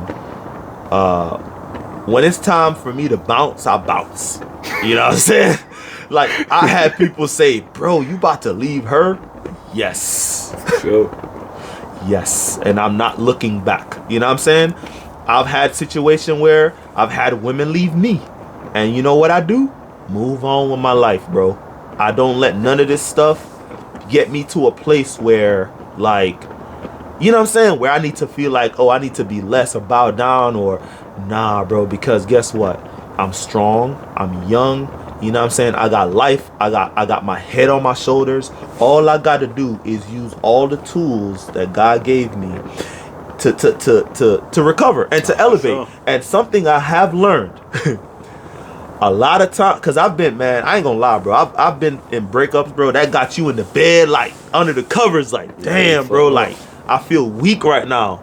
No, take that time and recover from that weakness.